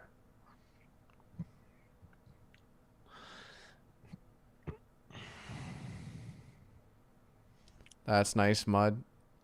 Yeah, there And you go. I know you had that covariance parlay as well. The Bills win and a Diggs touchdown, so that's real nice. Who gave that out? I want that. That's what Mud got it. Oh, he's a sharp one. Hola, CK. What's going on, CK? How you doing? You could argue there's more corollary to a rushing touchdown than a passing one, but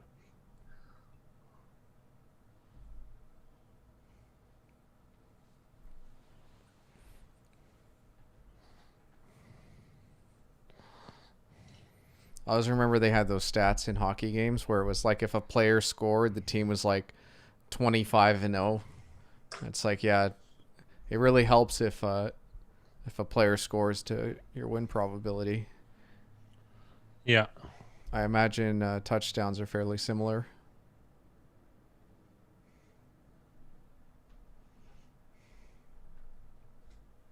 Ah, that's nice, Mud.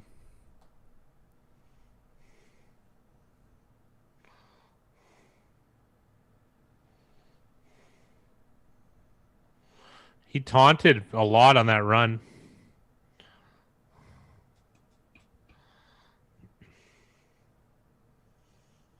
Yeah, you're looking real good, CK.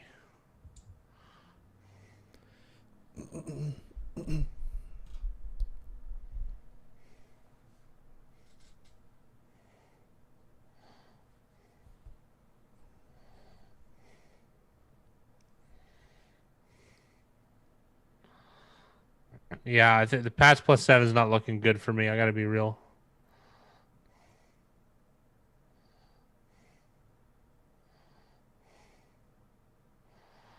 I think that hurt Jordan Poyer more than it did Cam Newton.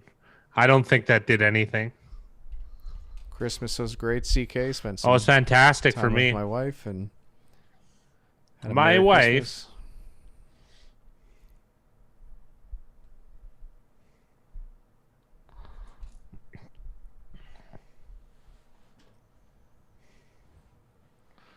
Oh yeah, yeah.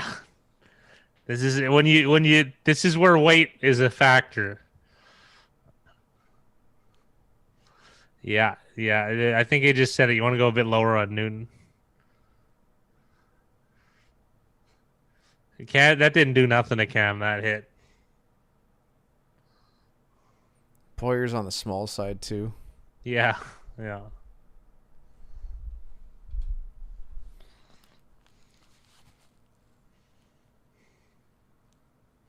He might be concussed.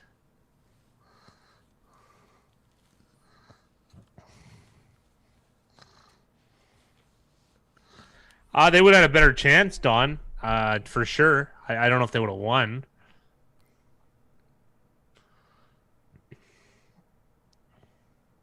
Good run. Yeah, double C thick.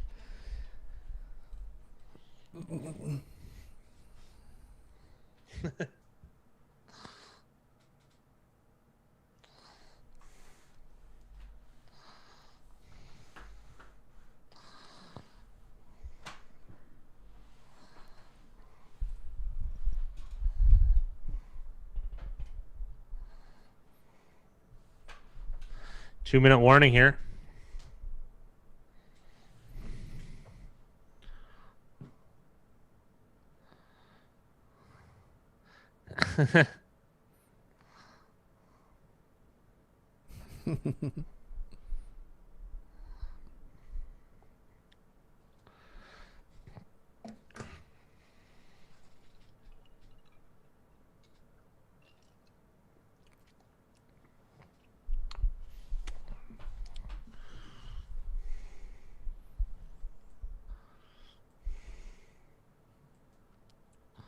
I'm glad Expedia got a new commercial because I was getting sick of the other one.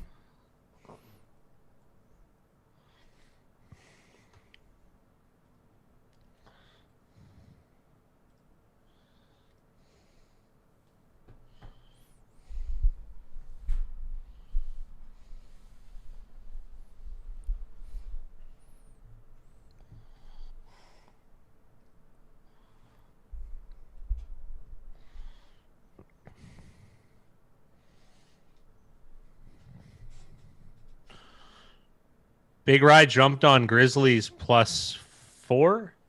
Yeah, I got Grizzlies +4. They literally, I took the bet and then the line moved because the news was announced probably like 10 minutes after I made the bet. So I was very fortunate today. Yeah, yeah. Did they play yet, Big Rye? Yeah, Memphis is up like 7 at the end of the first quarter or something like that. That doesn't mean anything. It's pretty much a tied game. Memphis is up 1 point with 5 minutes left. So it's 5 minutes left? Oh. It's still up in the air. You have a small edge, probably? I think I have quite a big edge, actually.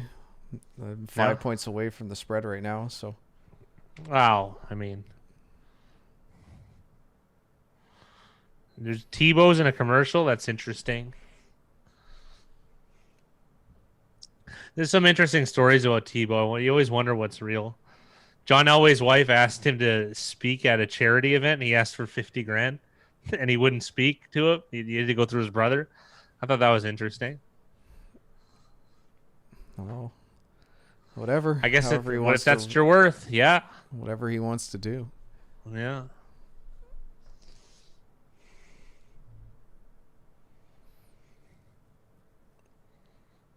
I have a feeling if Tebow asked John Elway to speak, it's something he'd probably ask for the same amount. So I don't know. It's interesting.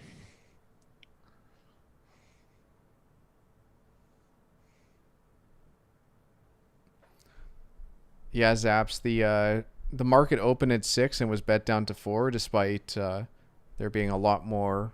I think it was a lot more money was on the Nets. So I decided to jump on Memphis at +4 early on, and then it just so happened that the news came out just maybe after that. That's why the market was early steam. Yeah, it probably some people knew before everyone else did, and I would imagine that did. That's why those guys are so good. They pay for information. or they have access to it. Yeah, well, they have access through money.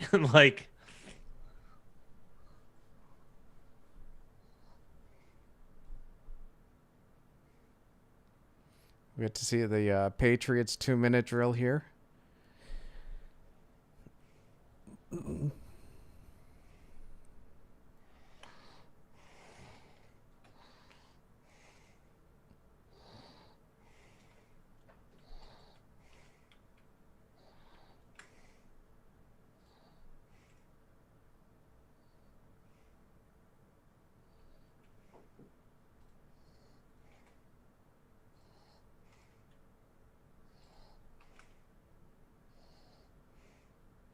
Oh, John Morant got hurt for Memphis. Yeah, that's not good.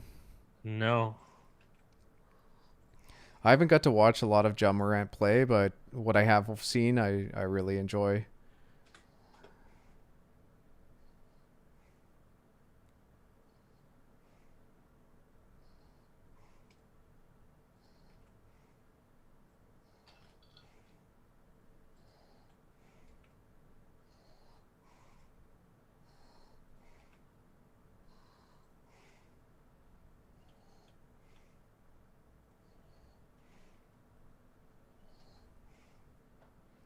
Noon does well to evade in the pocket and then throws an absolute duck of a pass to Harry.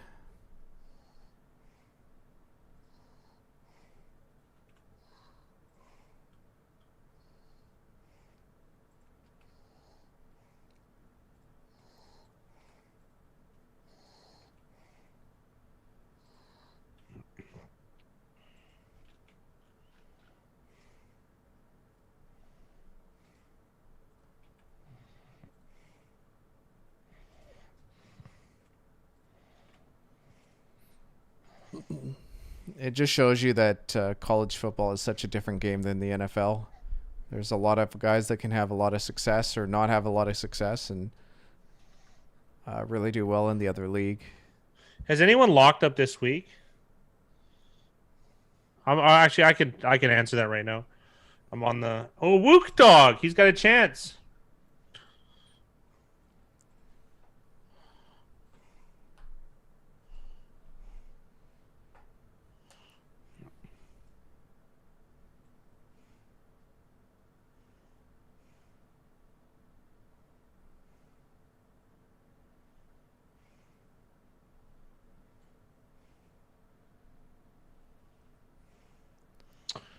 So he's got New England.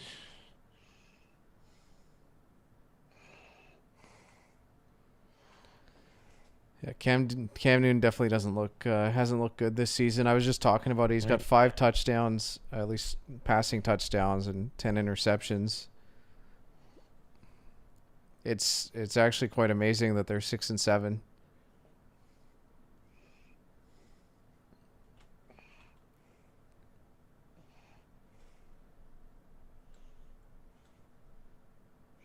We got a 2-horse race. Who's it between? Jive Turkey and 888 is the only guy that has Buffalo. I want to see what number they pick though.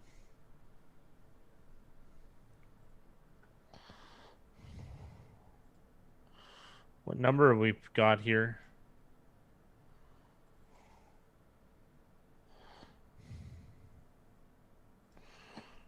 He's got 55. Wow, for 888. And Jive Turkey.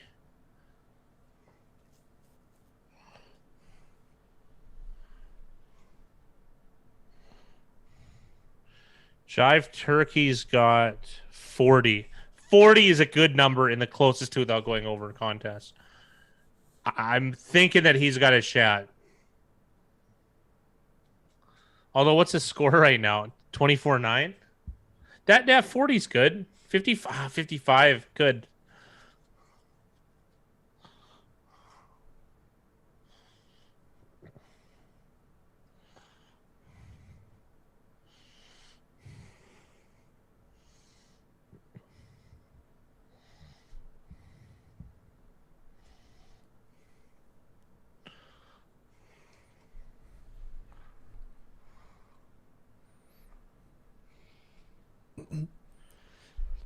Cam would be great in that in like the Taysom Hill type of role where he can come in and play red zone snaps once in a while as a rushing quarterback, but outside actually of that, think I don't think there's a lot of value in having him on your team. I think he could play hybrid.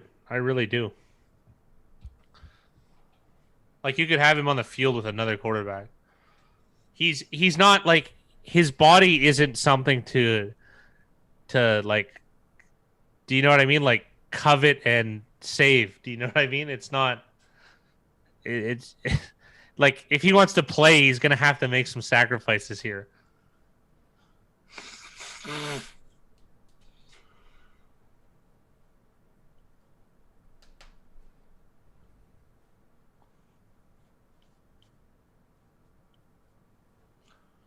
Yeah, week 17 is the hardest. Yeah, for sure.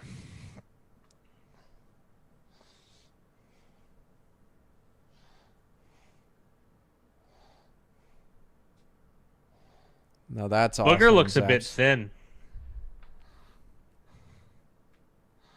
That's a really sharp maneuver, Zaps. That's excellent value.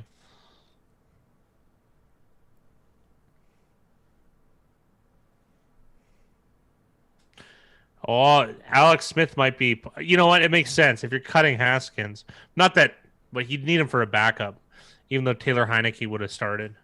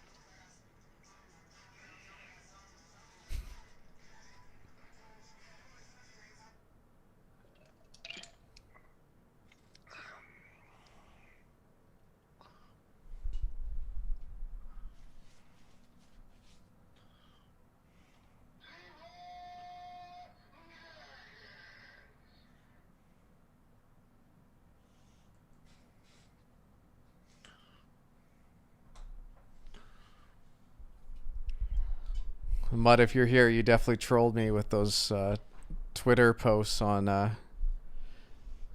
Discord. I put the names of.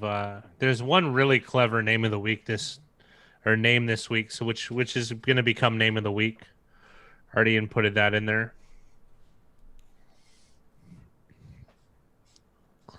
That's terrific.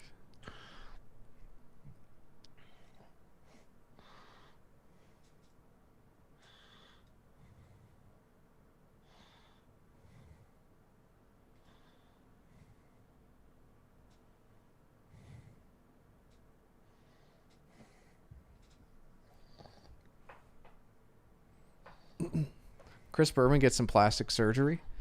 Hey, he's looking great. He's starting to look like the Cleveland Browns mascot. Brownie? He looks like someone that a mortician did work on. He went to the same guy that Frank Reynolds did. Yeah, he clearly did. The beauty contest. Oh, CK, it's tough. You gotta you gotta appeal to my vanity. I feel like It's also tough that JS715 participates, which it's almost unfair. He's taken his foot off the gas though on purpose. I think that we had to name the contest after him. He was so good. I could have picked him every week last year. It was ridiculous. They were like somehow he blends comedy. I don't know. That guy is a very funny man.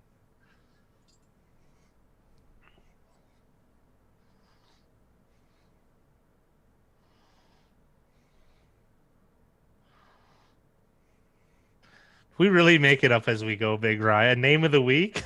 What? Well, there's just so many funny ones that we started doing it. How do you not? They deserve a little line shown on them.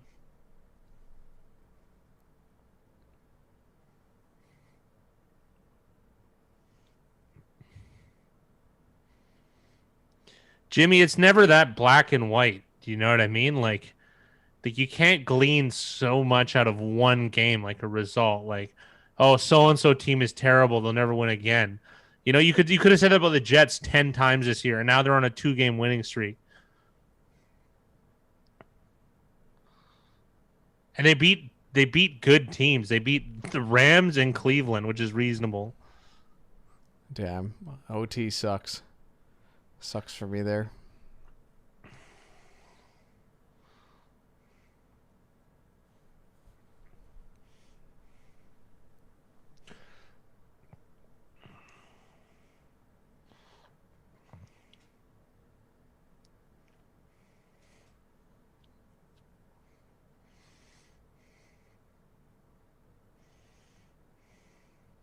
He he just called him CG Lamb because he did the alphabet. He went to G, so he called him CG Lamb. They don't have an editor. He's writing this himself.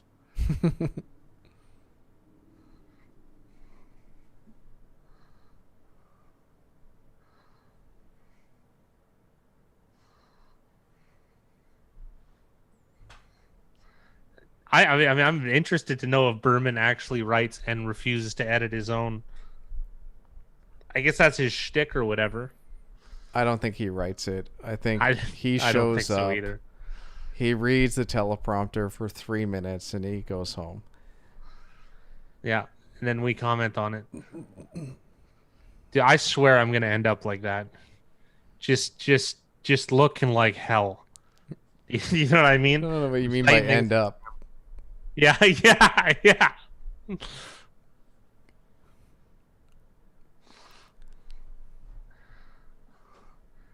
guess that was a dose of reality. Not that you weren't wrong.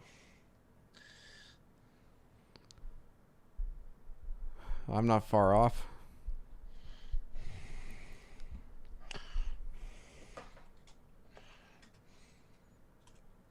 I'm starting to look like Penny Marshall. But like 2020 Penny Marshall, not 1979 Penny Marshall. Oh, right, yeah.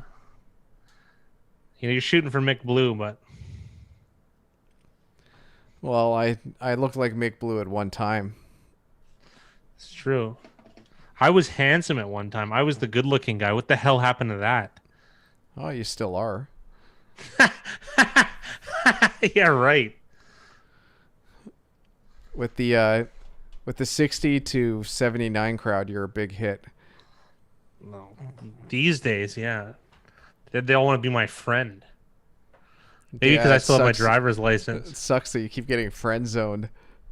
Yeah, exactly.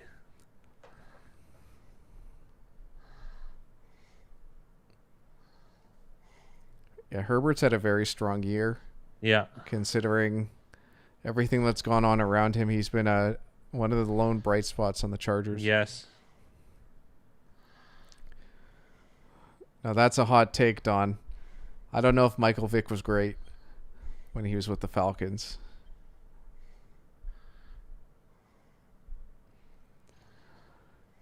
Who did he retire with? The Jets or the Steelers? I feel like it was the Steelers.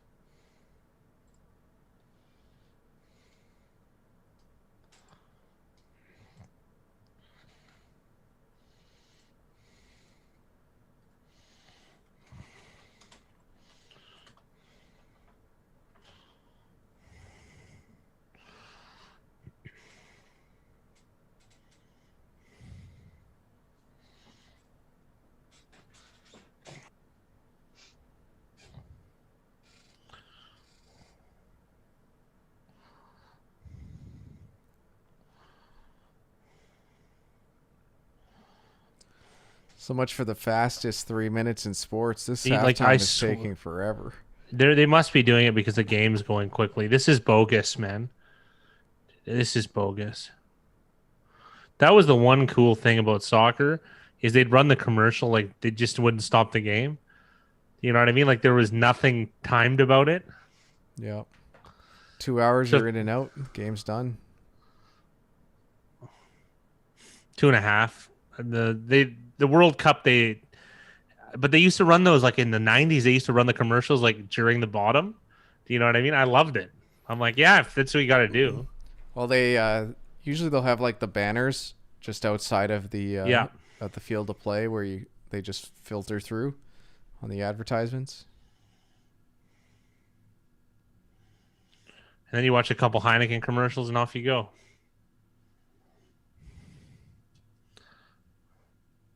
College Hoops takes a TV time every 4 minutes to 20.5. Yeah. And what's within March Madness? The last minute of college basketball literally took 15 minutes. I think it was that one year. Or was it 12? It was something that bad. Well, teams have too many timeouts. They need to cut down on how many timeouts teams get in basketball. Could you imagine an NFL game if there was 7 timeouts in each half? Like that's what I the don't know. NBA is. That just seems so unnecessary.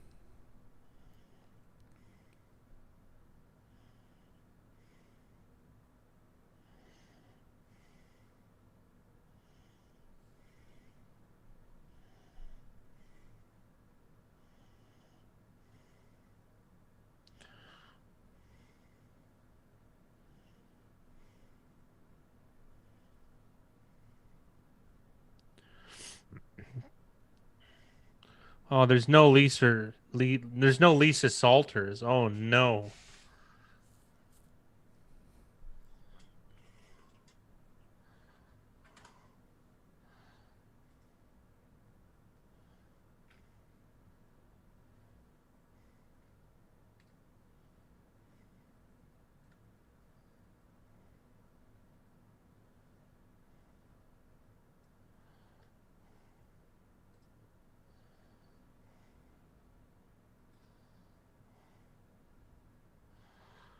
That was an impressive throw on the run. I think he caught it out of bounds, but they did get that kid. That was a completion.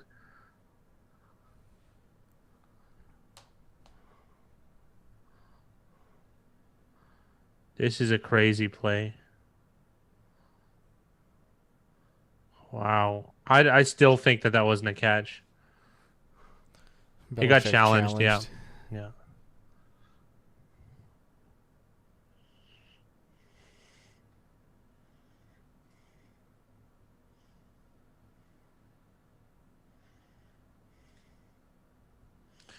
Yeah, it's a good play. It's a catch. Wow.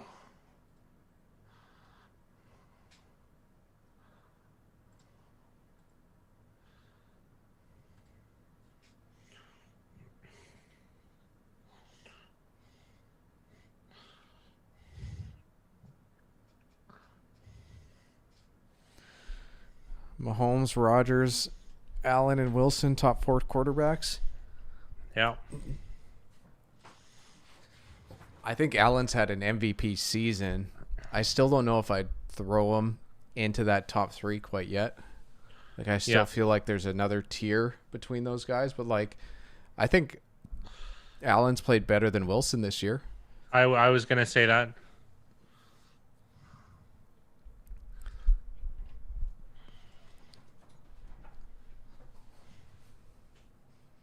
I'm trying to think who else is even in close to being in that conversation. I mean, ironically enough, I want to say maybe Dak Prescott, and he probably isn't quite there yet. he's a lot better than people give him credit for, Dak Prescott.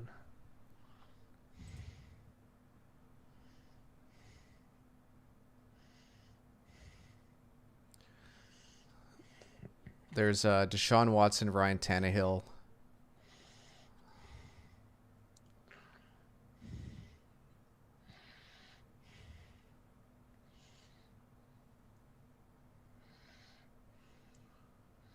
Matt Ryan, Drew Brees. Those are kind of the only guys that can really challenge. Matt Ryan's he's having a tough go at it too, though, right?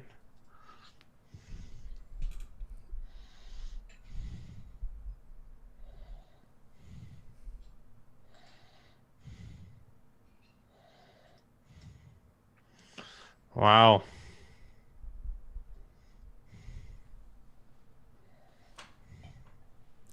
So the Patriots lose a timeout.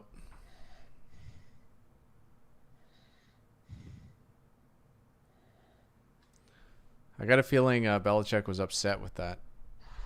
I told you this year he's showing some emotion, some anger. Well, the interesting thing was he was like right where that play happened, so I'm surprised he. Yeah, but he's smart enough to know that I'm not going to be the best one to make that judgment call. So I'm going to have protocols in place so that so that I don't mess it up, which is what a smart person does, is they understand what their strengths and weaknesses are. And then I can understand why he'd be pissed off.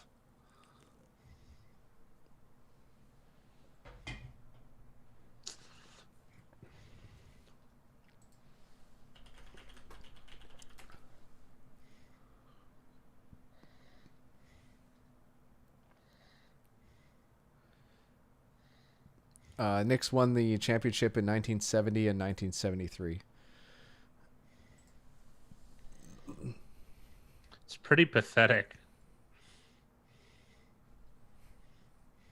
Considering there's money disparity in the NBA. Yeah. Zaps agrees. Watson, Tannehill are the next two. Matt Ryan, too old and slow. Yeah, that's the one thing, too, is like if you count that as a top six, all six of those guys can get it done with their feet. Mahomes, Rodgers, Allen, Wilson, Watson, and Tannehill. Yeah, there's a varying degree, though.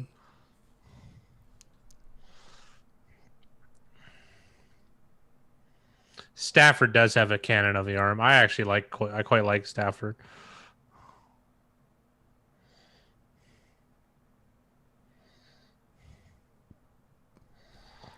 The Lions Patriots absolutely fell apart without Stafford last game.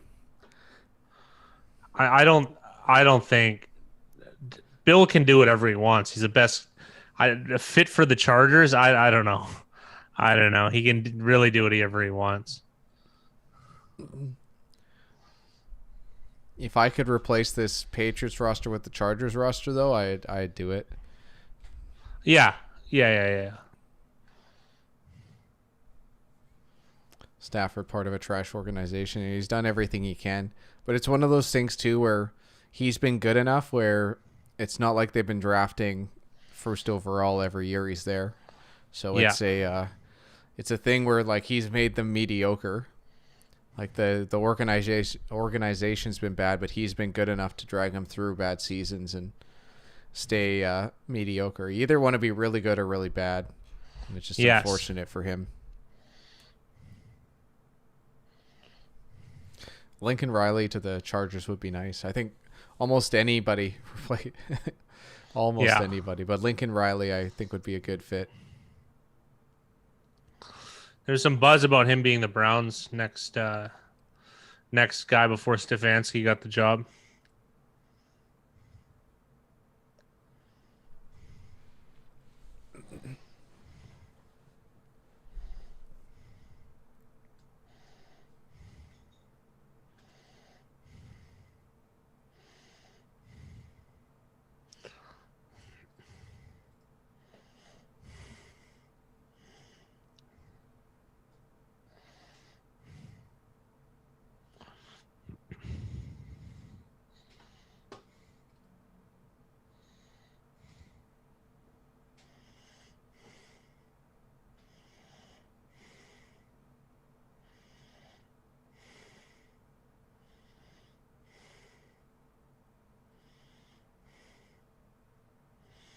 Wow.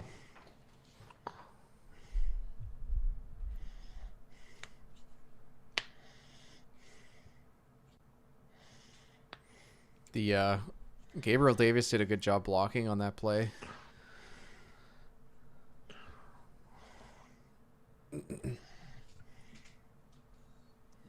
Pylon Cam's been getting a lot of action tonight. Yeah. Don alluding to a touchdown here. Oh, wow. Wow.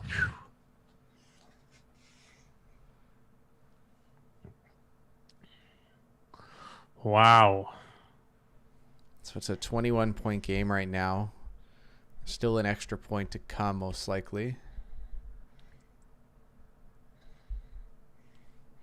It's hard to believe this is the same team that beat Baltimore. Yeah, I did see that Zaps. It almost looked like a 4K video game. Not that I have a 4K TV or anything or even play video games, but it seemed it almost like hurt your eyes. It's like seeing color for the first time. Are you talking about the shots from the back of the end zone? No, When it's they this would- weird. It's a weird camera that they're doing. I don't know. I never saw it. I'm wondering though. I saw the place I was at a friend's house, and he has a very expensive TV. So I'm wondering, did that? But it was still cable though. So how could it have? I don't know. I haven't seen that on my regular TV, so I'm kind of curious as to the quality. They had something like that. I think it was a Seahawks game a couple weeks ago, where they were, but it Yeah. was like an end zone camera. So after touchdowns and stuff, you know when they like run Yeah, the camera out for It might have been. celebrations? Yeah. That's the. It was an interesting It was very interesting. I liked it aesthetically. I don't know. It was weird to me. It's like It's like everything I've looked at before that was shitty. You know what I mean? It's better than my eyes see, if that makes any sense.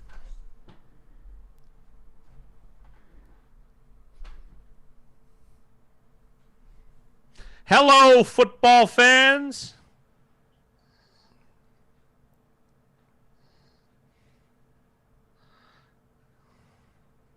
Welcome back, Jackson.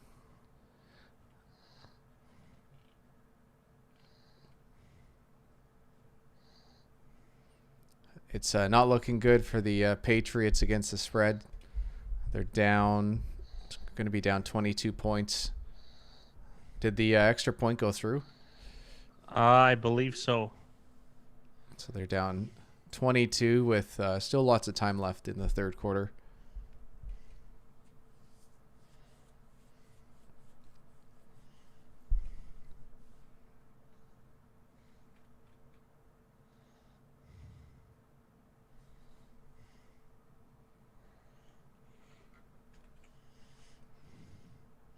I'm pretty sure this game is pretty close to that already, Don. Been tough. Pats can't score quickly. They actually can't.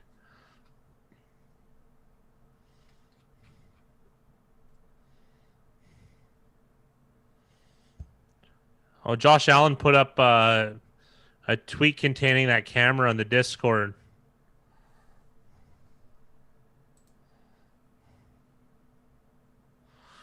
God, that must be an expensive camera.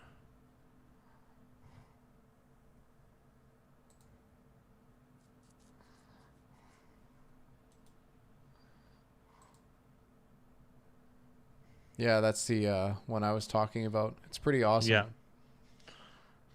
I don't know. It's weird. I never cared about quality, but like that's whew. Owen Wilson. Wow, yeah. Don likes to troll me each time. I can't blame him. It's been pretty funny. It'd be nice to see the Texans get a good head coach. I know you and I haven't been fan of the Texans for a long time. Long time. We liked them in our early career, if we can call it a career.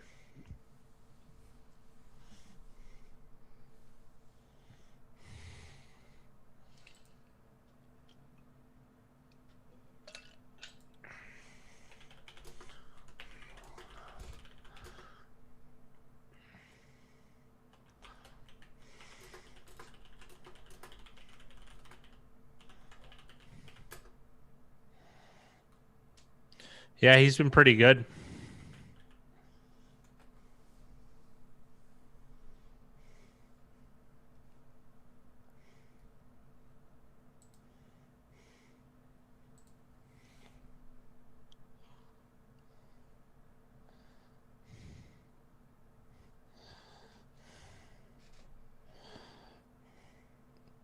Well, last year, like his first 2 seasons, Josh Allen was making plays, but he just wasn't consistent. And this year, he's just been more consistent making those plays, which is really He's cool also to made see. a concerted effort to get better. Oh, totally. Especially like the accuracy, like his completion percentage has been. It's been a huge jump. You don't usually see that type of jump with players.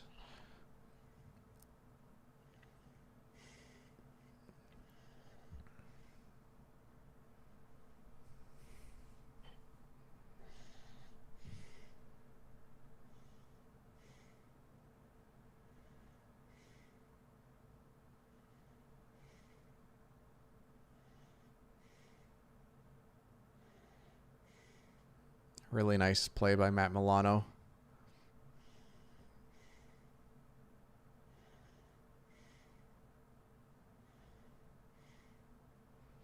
I do think Stidham would give them a better chance in coming back in this game. Yeah.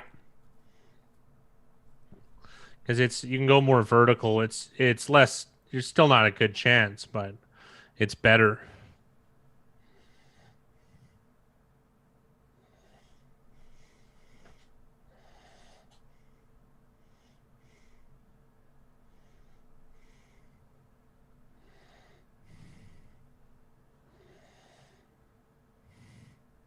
Yeah, well, exactly, Jackson.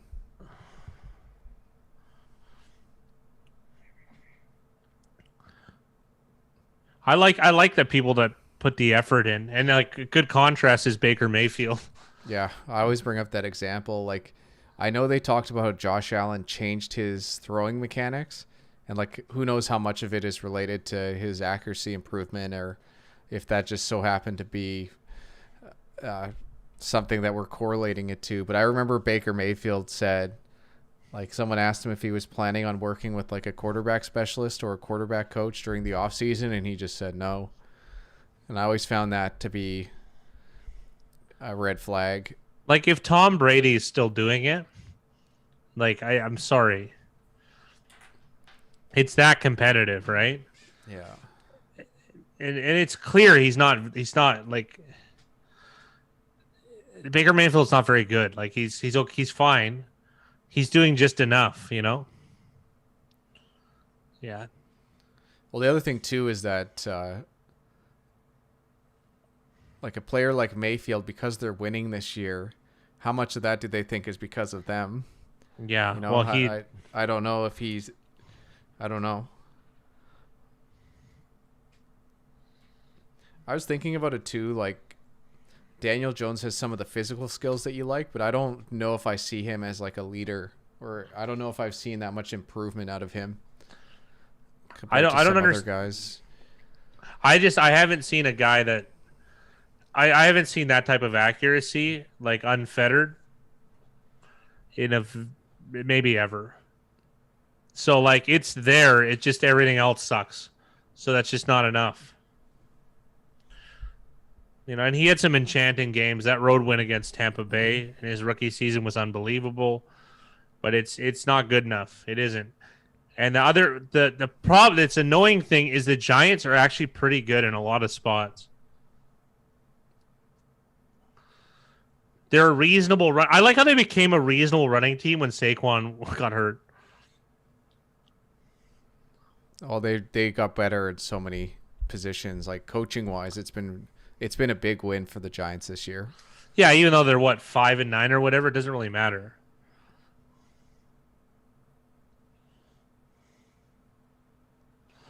They're bombing again. They're really trying to rub it into Pat's face.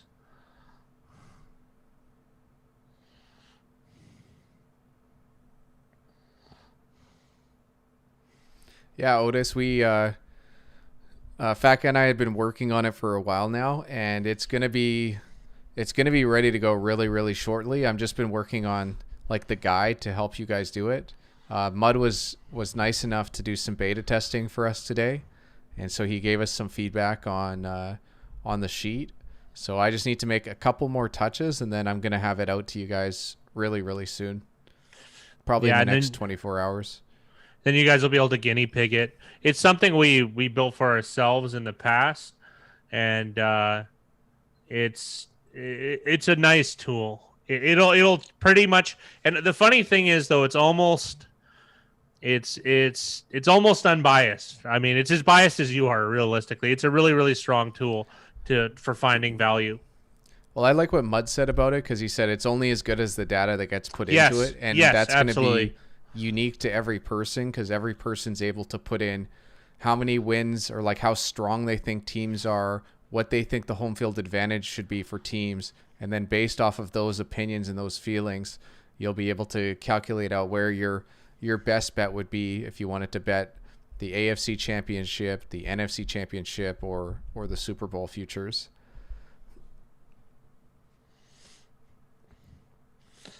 We can even tweak that big, right? That the input of that too. Maybe even get it more refined rather than just win. But Well, Mud asked some interesting questions, and it would probably take us a couple weeks to figure out how to make some of the adjustments to make it even more accurate. And it's not going to be something that we're going to have ready for this season, but it's something that we can look at moving forward, because we want to hear feedback from everybody once they get their hands on it and take a look and get a feel for how everything works.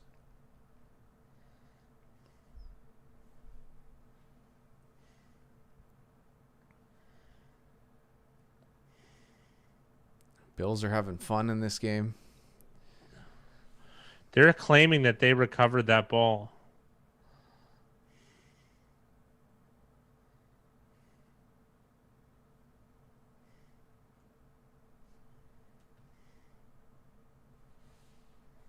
No, it doesn't.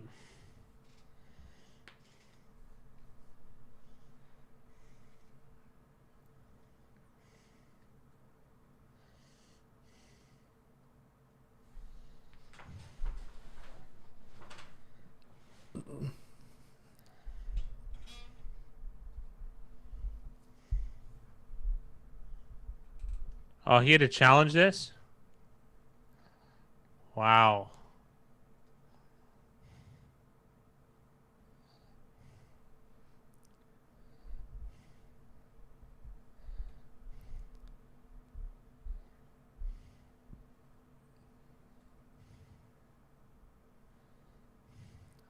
That didn't even look close to anybody. Yeah.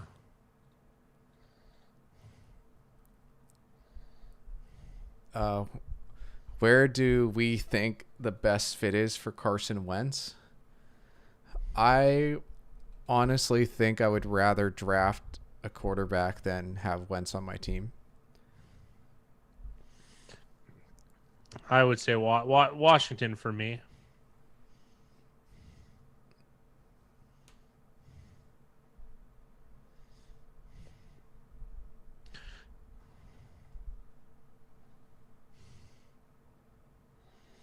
Jackson likes as a backup. I'm fine with that.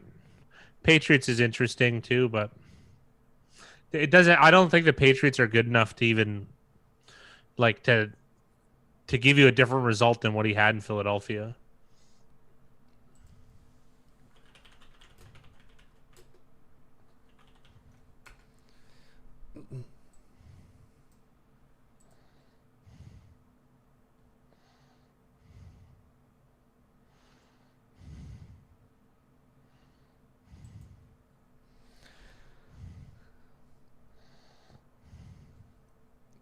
I'm not the best when it comes to understanding how NFL contracts work, but next year he's got 15.4 million in base salary, 3.2 million in a signing bonus, $10 million roster.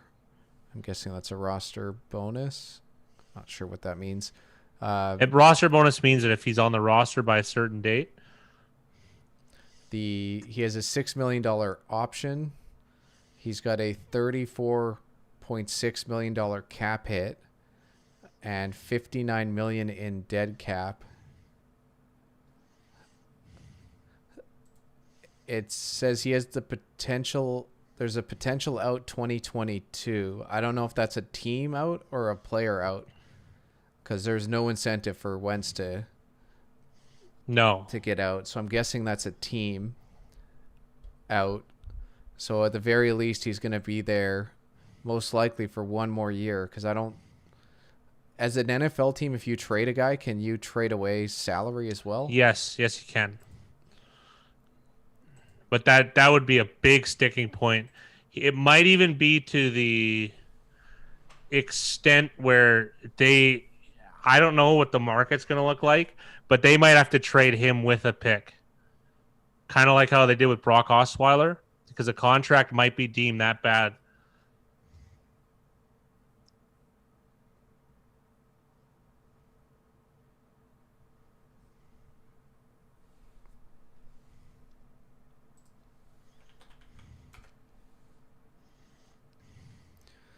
It looks like Stidham's in. Sure is. They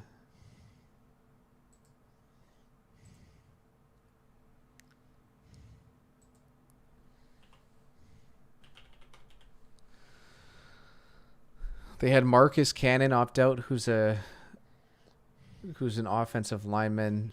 And 8 guys. That was it. Jimmy, you're close. It's at 40. Jimmy, you need a lot more points to win, but you're close.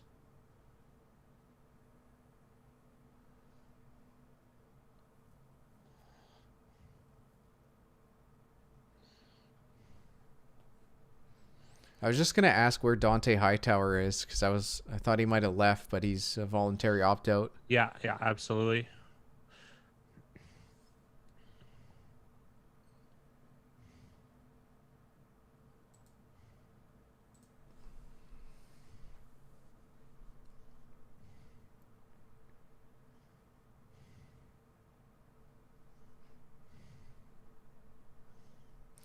Jarrett Stidham might be cuter than Chase Daniel. Always a chance.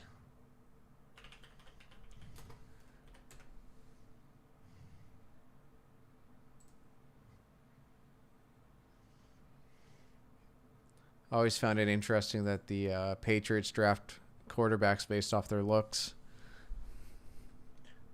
Hunks like Brady and Jimmy Garoppolo, eh? Stidham too. I guess it's roughing the passer. I don't know. I like it. They say draw the flag every time. Yeah. If I don't mind having Wentz as my quarterback if his contract's restructured, but at this at that price, valuation, yeah, it's just hard to see the value no matter who the team is.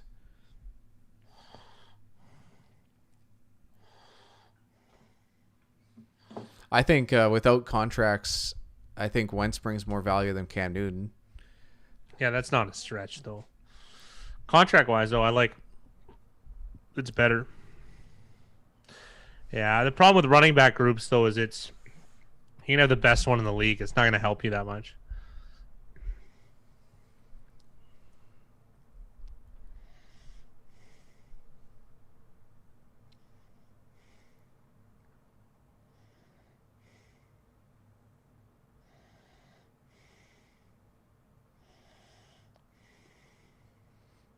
Yeah, running backs add almost no extra value.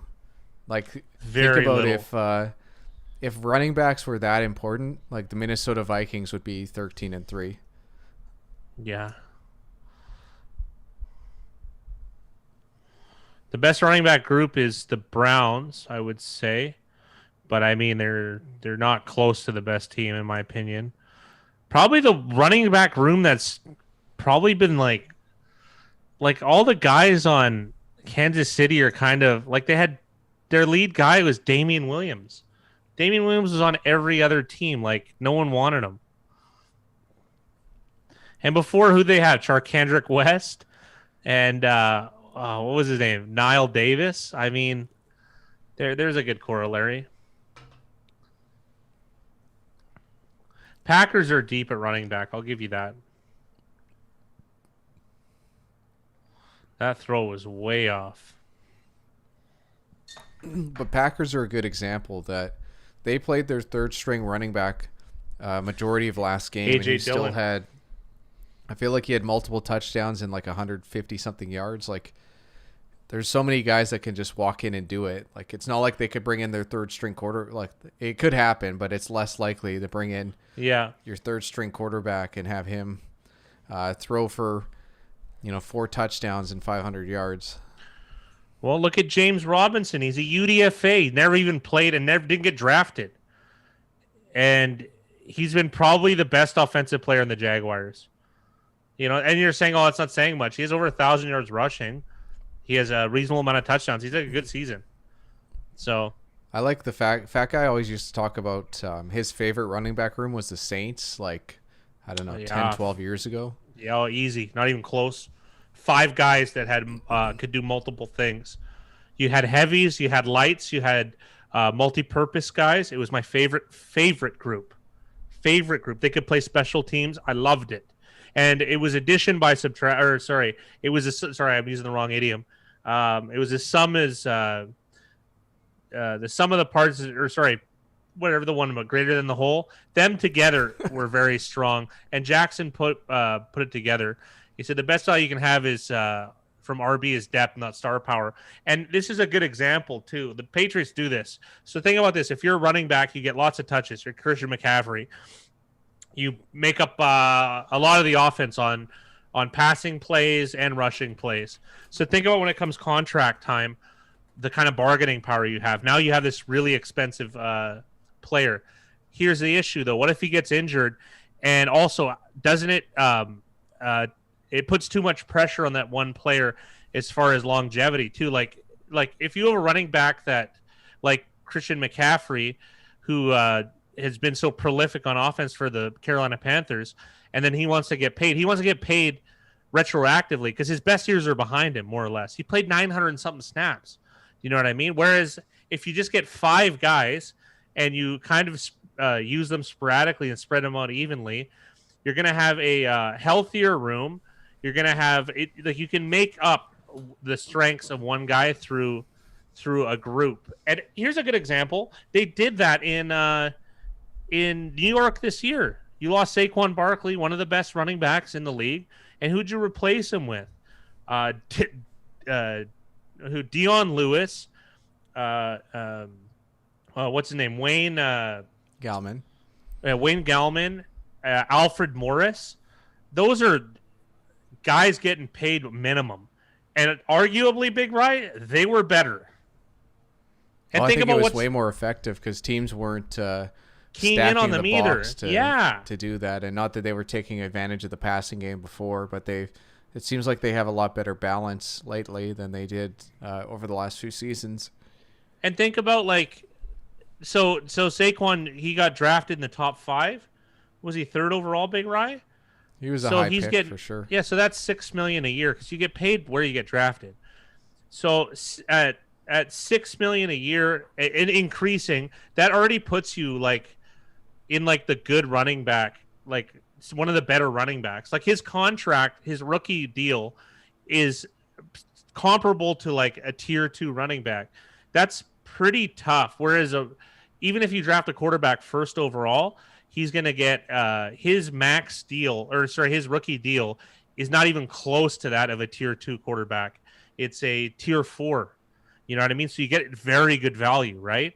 So it's I think Barkley's a great player. I just think it's unfortunate where you draft players, it doesn't line up. Like, it just doesn't line up. Receivers, tight ends, running backs should not be cornerback. You can make an argument for it. I'll explain why has to do with money. But those 3 yield the worst ROI of any of the players in the first round.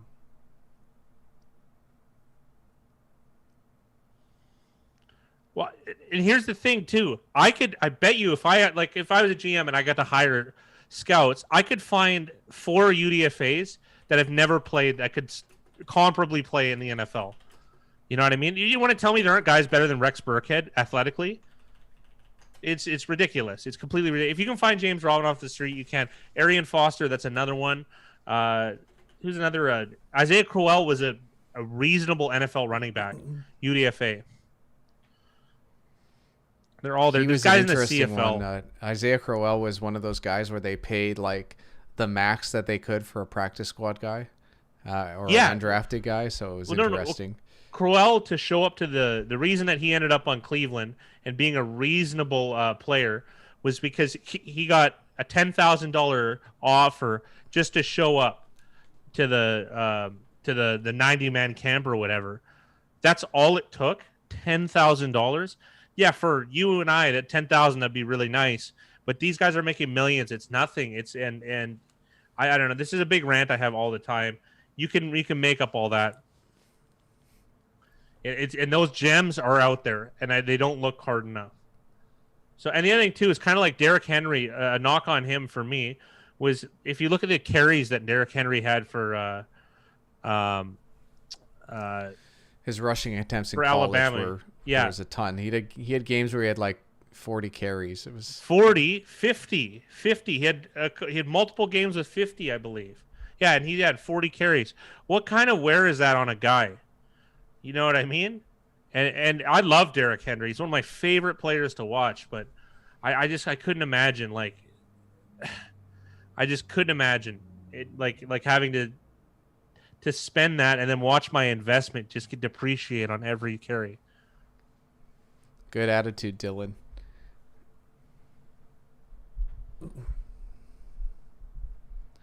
Well, yeah, you're in the secondary playoffs, Dylan. So there's still that. Don't forget our. You better hope the Saints do well, Dylan.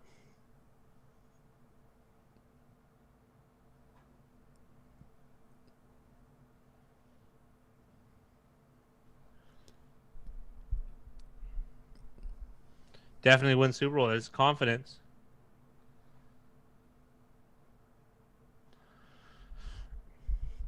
I want to find that Saints running back room that I loved. 2012 Saints. I think you're right.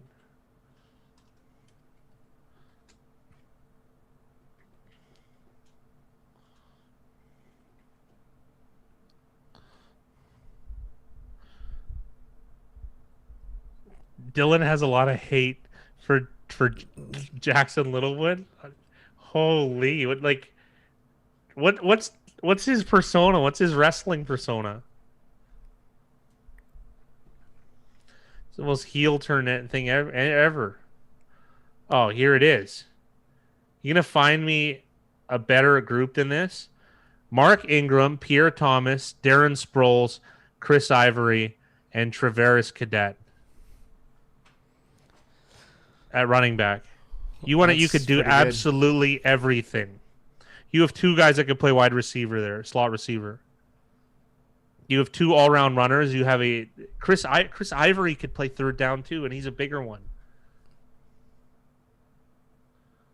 223 too. It's unbelievable. That group was so good.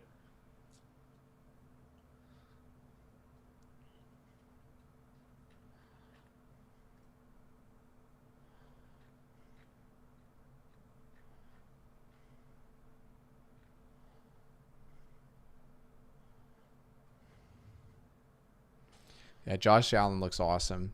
It's pretty crazy that he can be running backwards and make those throws. Like it's Patrick Mahomes-esque. Like the athleticism that these guys have and the throws that they can make. It's just such a big advantage. Like they play like an inexperienced Madden player where you just run 20 yards back and chuck the ball every time.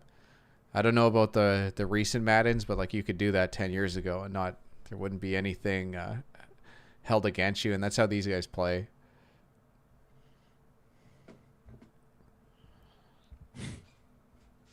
Yeah, 25 Jackson. It's more like 50 for me.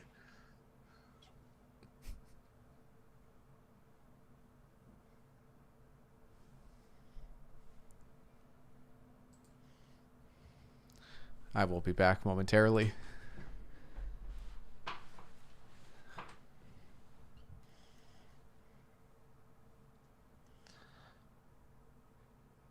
Wow, Dylan. Oh, Dylan, I have a question for you. Are your eyebrows still shaved? Because that was a lifetime guarantee I got. We haven't got an update in a while.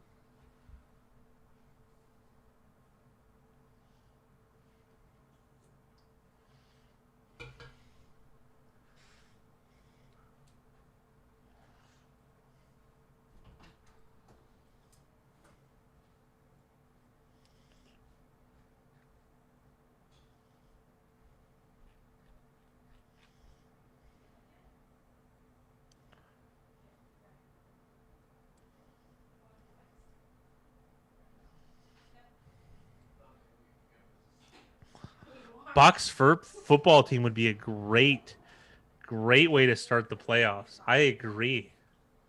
That would be very interesting.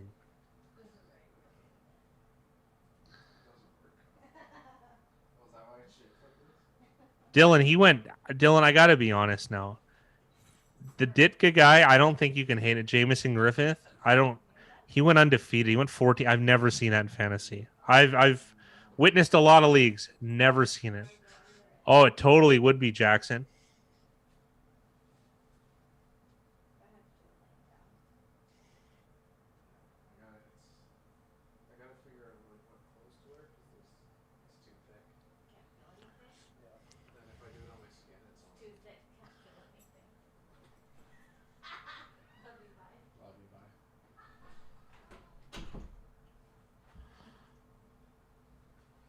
No, okay.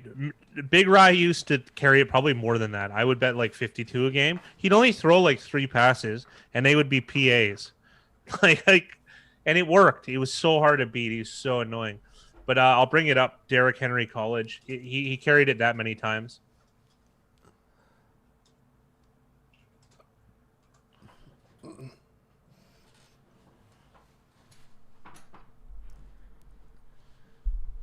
Yeah, here we go.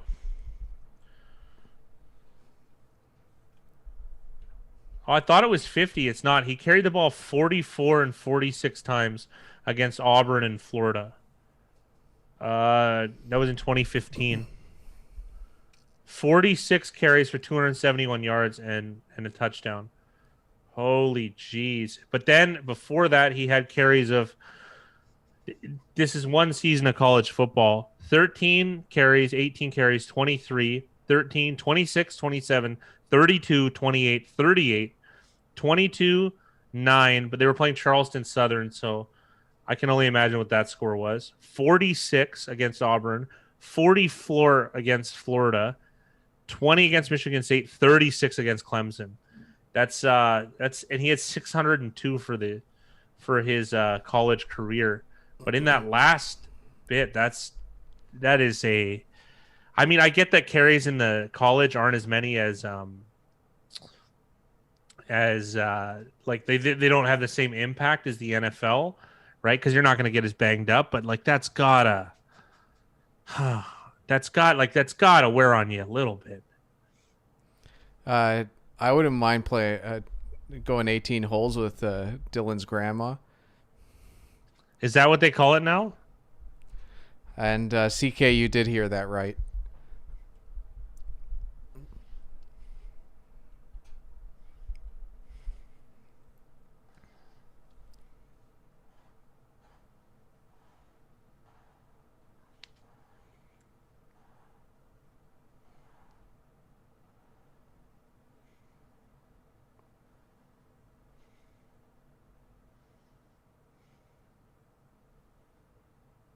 That is the craziest touchdown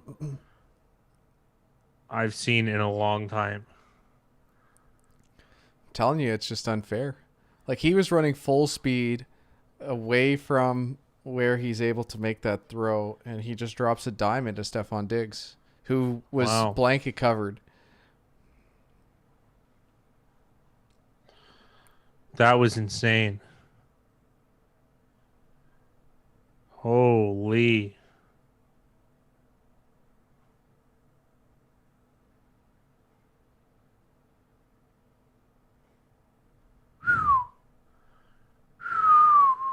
He needs some serious power to get it there.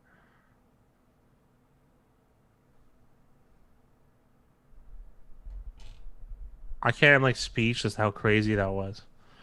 And then it's just like, or like whatever. I feel like you got to save some of this for the playoffs, though. Take them out too. Like take both those guys out. Do you guys? Anyone have any clown makeup because we took the Pats?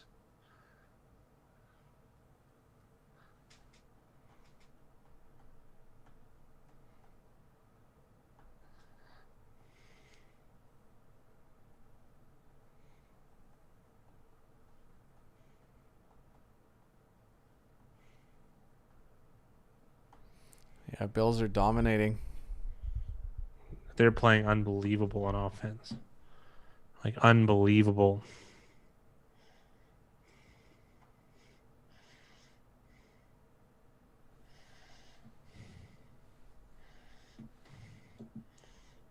Oh, Dylan! Wait, Dylan needs 50 from Diggs.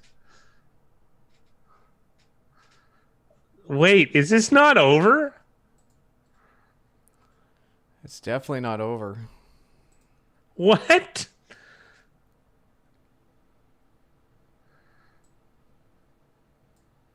Okay. Okay. You got it up there?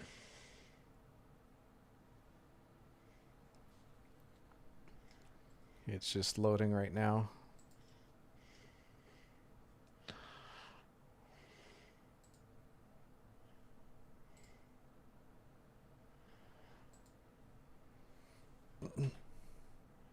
I mean, he does need 20 points, but oh man. Yeah, 19 points. So his biggest issue here was, I mean, Saints D, Dylan? Yikes, they gave up 33. Not exactly good there. T.Y. Hilton here? Oh, I don't know. You're ragging on benches, and yours doesn't exactly look too hot. And you rolled Saints D too. I don't know.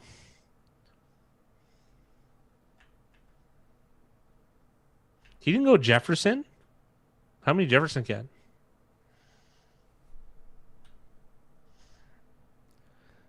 8.5. I'm surprised he went Hilton over Jefferson. Probably thought that Marshawn Lattimore would shut him down.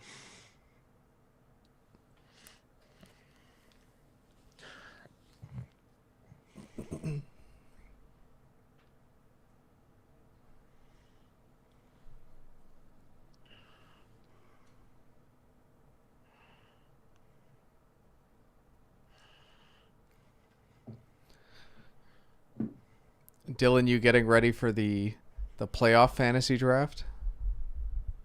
It's a lot difficult. It has a lot more to do with wow, he's actually giving a reasonable answer. Saints -2. The second, the real, the mega, the grand finals, the grand playoffs have more to do with who's gonna win than anything. So you gotta like it's you gotta curb expectations to a point.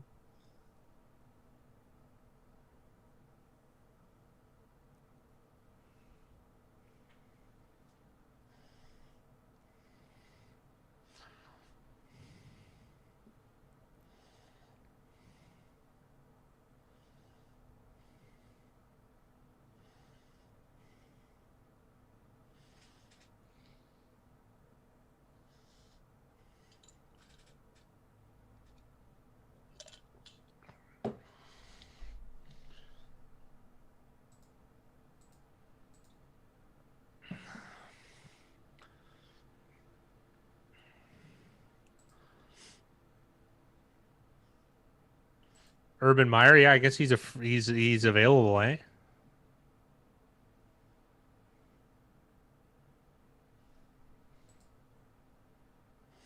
Be back momentarily. Sounds good. We have a very similar scenario in the other league as far as Diggs with the comeback, but couldn't cut the Mostert has James White.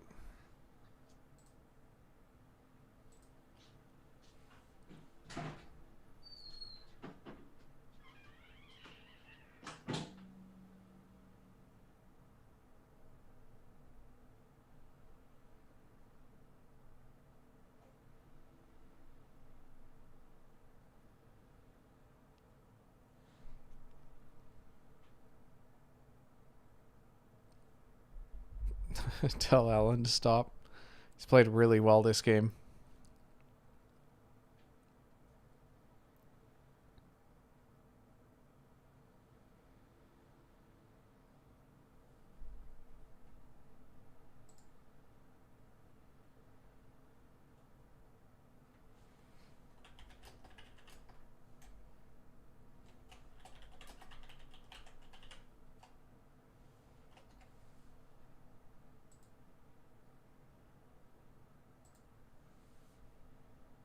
Changing channel to Blazers Lakers. Yeah, I don't blame you.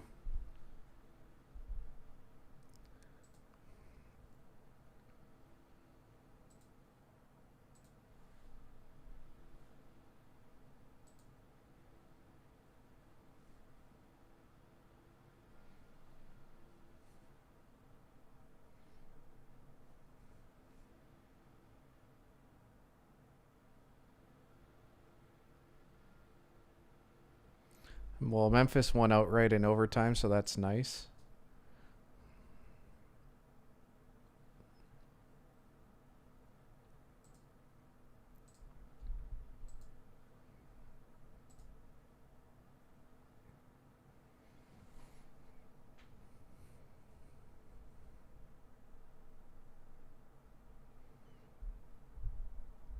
Yeah, Josh Allen's balling out. I'm pretty sure I've got him in this league, but wasn't able to make it through. Not that I would have been winning anyways.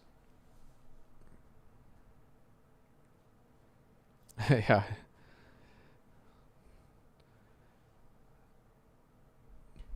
The NBA was good yesterday. It's looking positive today. Wasted your time fighting for 9th place. Yeah, it sucks, Michigan. Them's the breaks. In this league, though, 6 and 7. That's what cut it.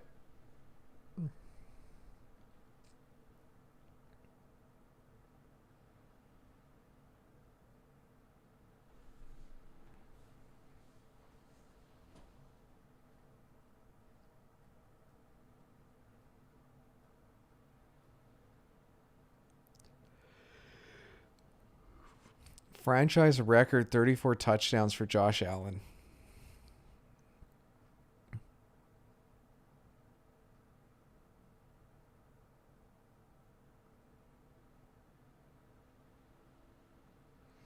And Allen is out, so that's good for you, Tony.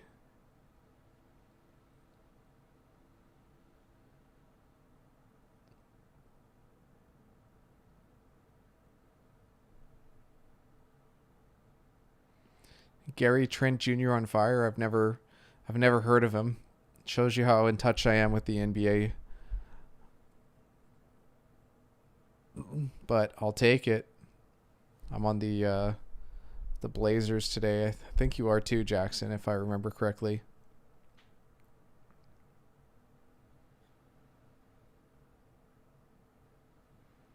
Don, I think was it you that called it? You said there was going to be a blowout by the Bills and they were going to rest their starters in the third quarter.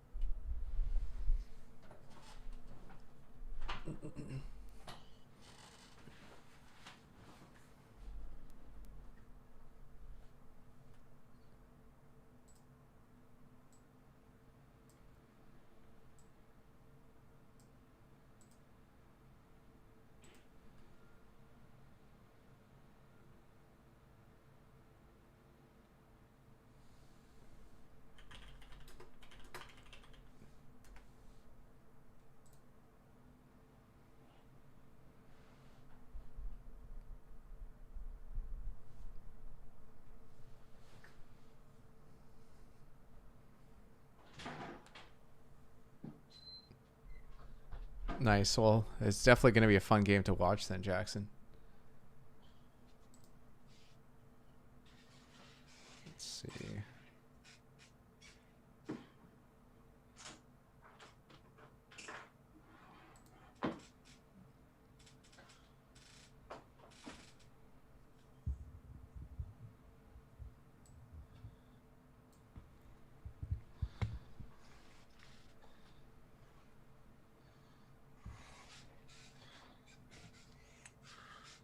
Is Allen out of the game? Yep. That makes sense. Who's the backup? I'm not sure who it is.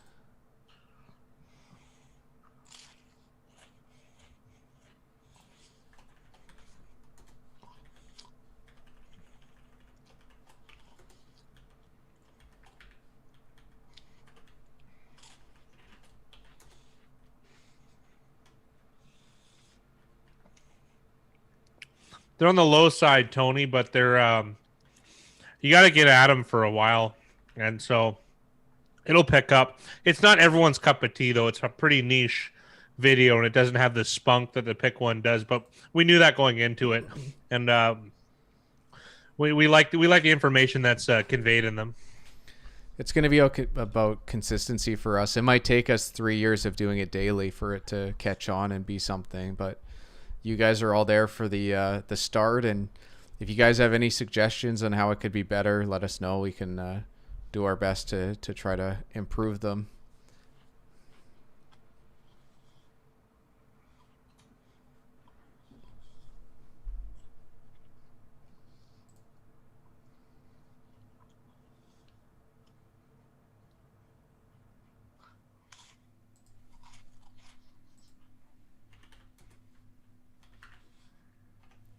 If I remember correctly, it's all Sunday games, right? This upcoming week, because everyone plays on the same day.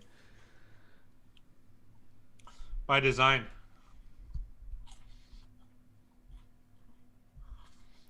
So 4th and 1 from their own 39. It looks like they're going for it. Oh, maybe not.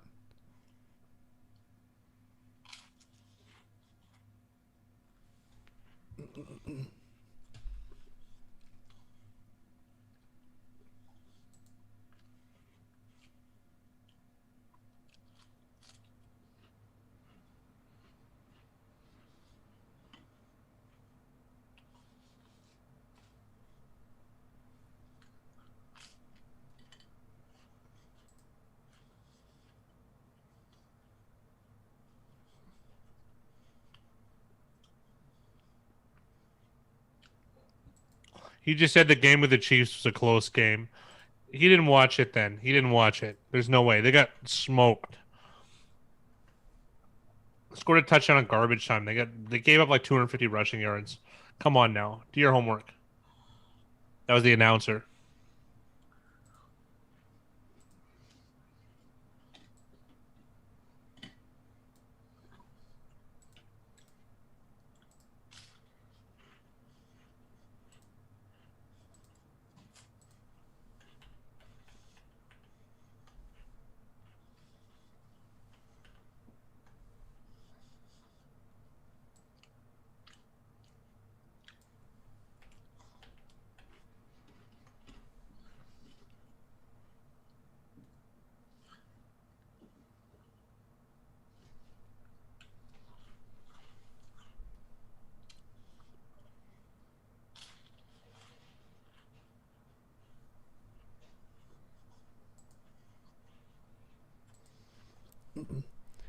Yeah, Dylan. Or as I like to refer to them, cool dudes.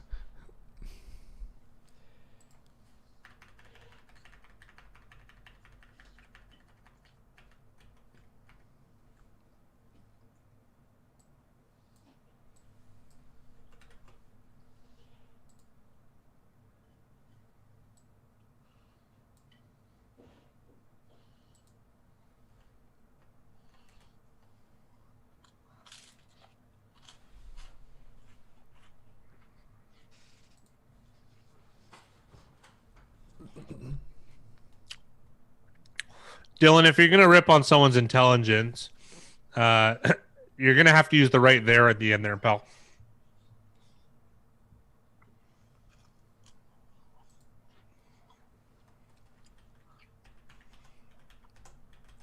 He's doing his best, and that's all we can ask for.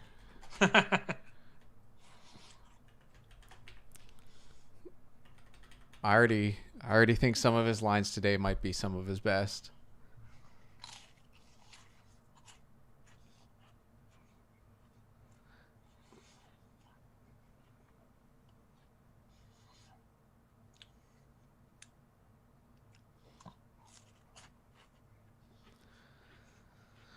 The only reason his username is like that is because he backhands his wife head to get bugs out of her ears. That's not bad. I think it's good that he's doing his homework to find out who's married in chat, who's not married. I like this.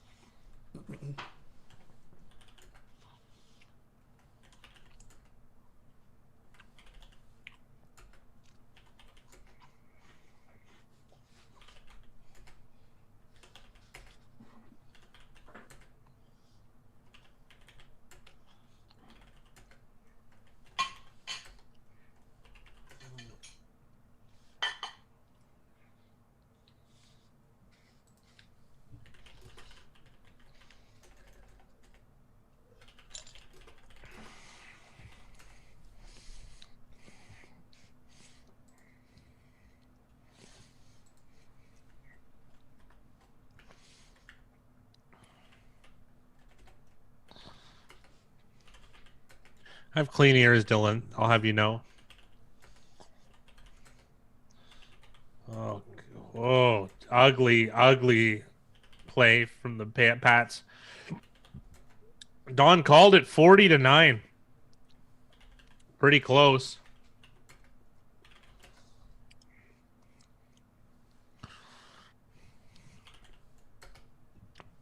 Yeah, he sure is, Don. Or he's an assistant of some sort.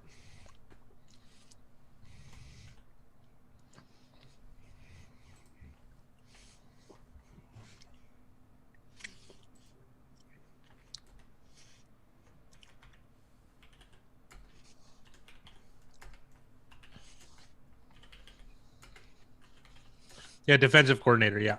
McDaniel's the offensive coordinator.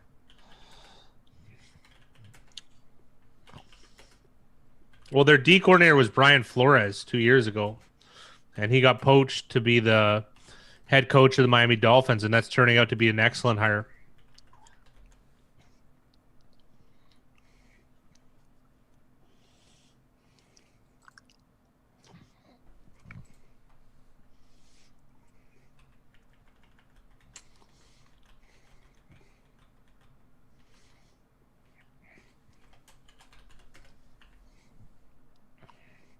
They're really hating on the Pats here, and it's like kind of lame.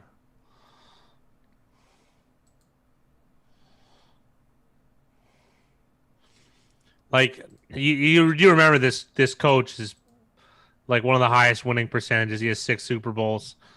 Like they gamble to try and win Super Bowls. It's really, I don't know, it's lame.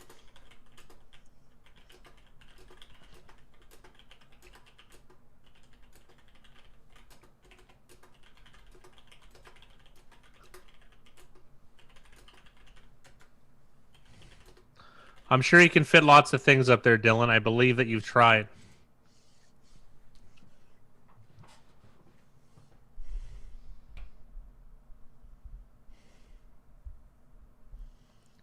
A ball arena has to be one of the least creative names I've heard for a stadium. Maybe it has something to do with the Baller brand. Whatever happened to that? Oh, it's still in flux. I think it's still like quite popular. Really? Wouldn't have thought that would have taken off.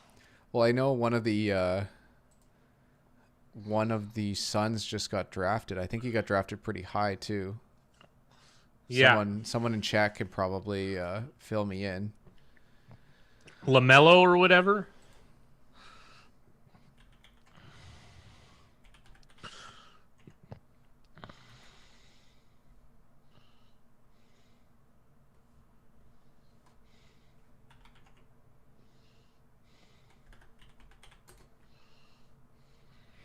And LaMelo drafted 3rd by Charlotte, so there's still a... Oh, that's both of them. Well, there's 3 of them. One of the guys had to go play overseas, at least at some point.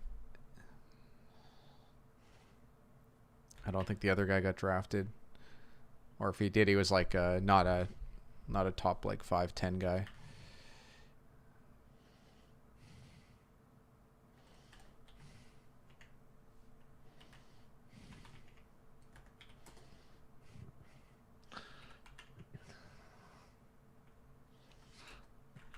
I'm dying to know, Don.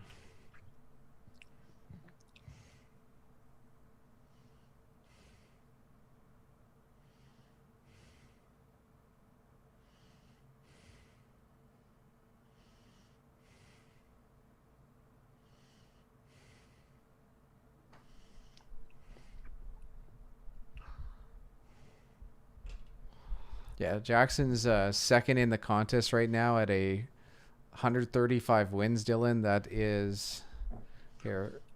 Oh, I see you here. You're at the bottom. 117. Oh. Broomfield-based Ball Corporation. All fluke. Well, like I said, Dylan, you can always wager.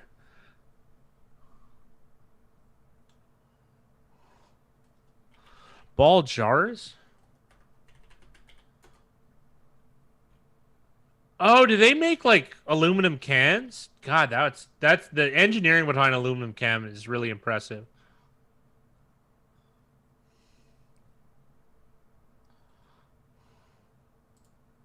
They do. Oh, no wonder. They probably got boats of money.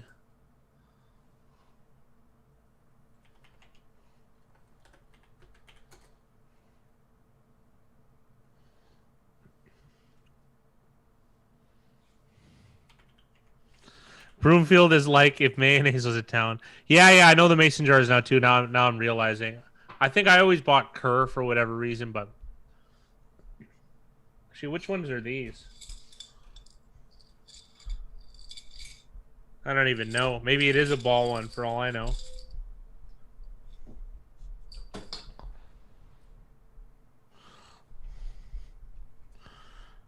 Well, that's the thing, Dylan. You're gonna think that I'm gonna be upset with my bet if the Saints win the Super Bowl, and you couldn't be further from the truth.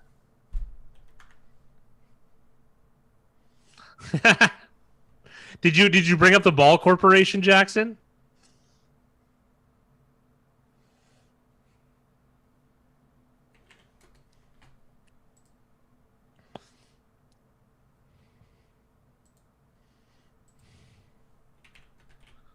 Where is Broomfield? Like, I feel like Illinois. That sound very Canadian. Illinois. What is Colorado where Jackson's from? So, oh, Broomfield, Colorado. Okay.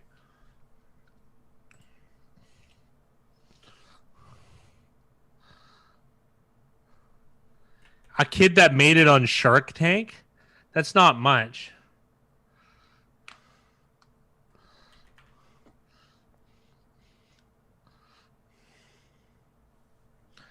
My high school's got more than that, and I went to a really dysfunctional high school.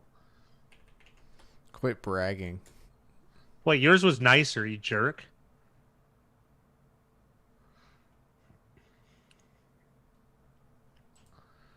I went to Compton. You went to Bel Air, tough guy.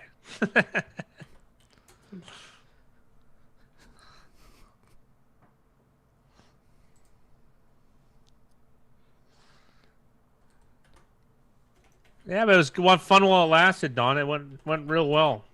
So this looks like Jive Turkey is going to win based on closest to without going over.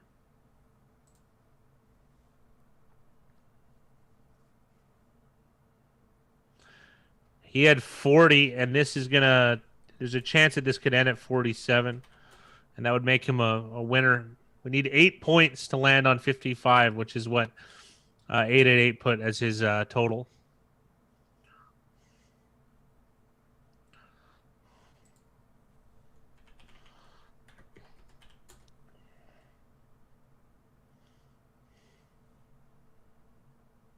What a run. Apparently it's good, Jack.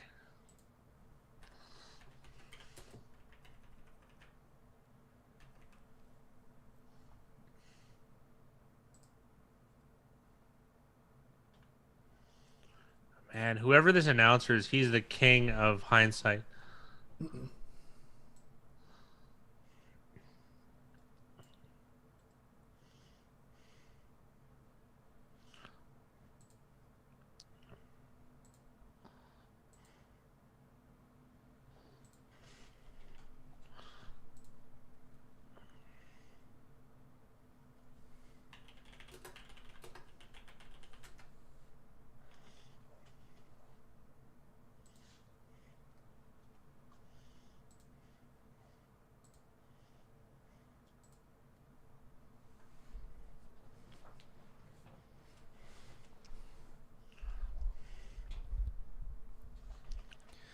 Dylan, when are you signing up for the membership?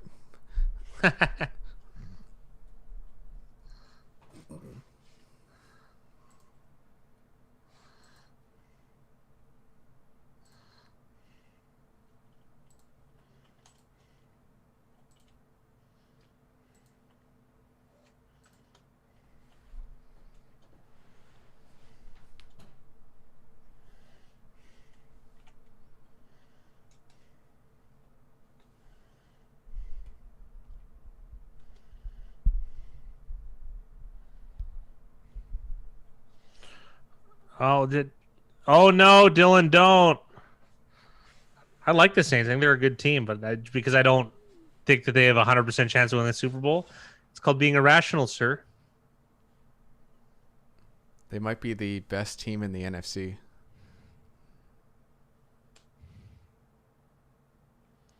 It's charcoal. That's what it was. What's that? The yeah. What's black when you buy it, red when you use it, and gray when you throw it away. Oh, there you go. He got me.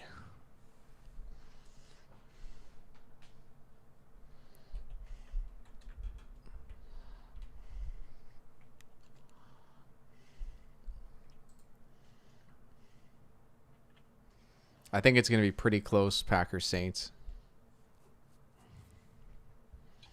That'd be a good game. Well, I don't know what happened last time, Dylan, that the Packers played the Saints. I'm just out of curiosity. I don't have a good memory.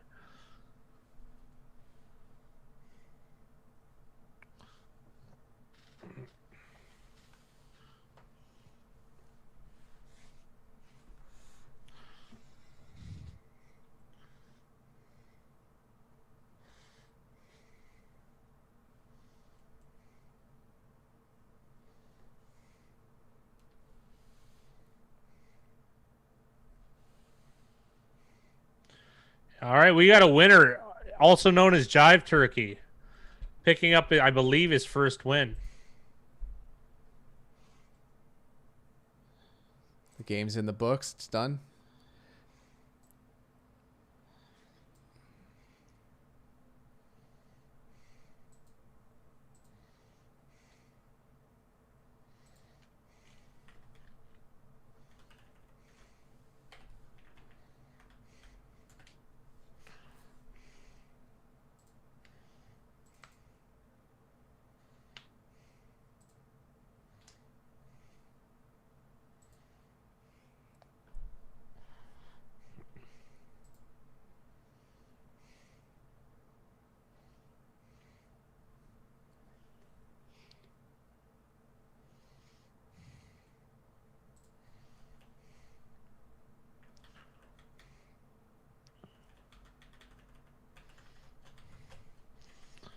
Well, you can do the if game all you want, Dylan. You lost.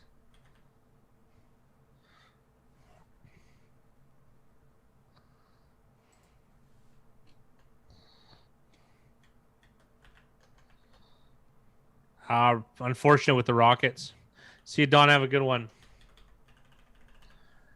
They're a little bit different, buddy. I got to be honest. You didn't win these ones, but these other ones are a little bit different.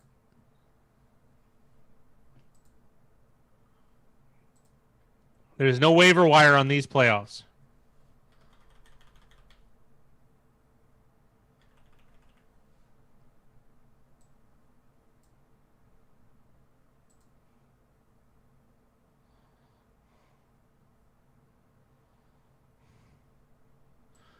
No, that's why. That's why they're very difficult, Dylan.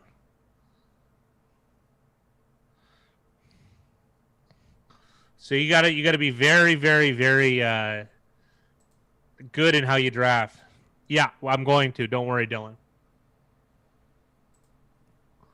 We'll probably just do one that's a link, and then we'll send the link to all the people that are going to be in it.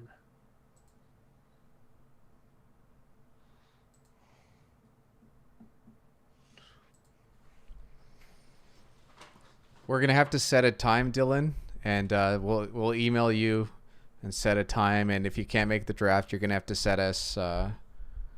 send us like who you have rated where, and then we'll just auto draft for you.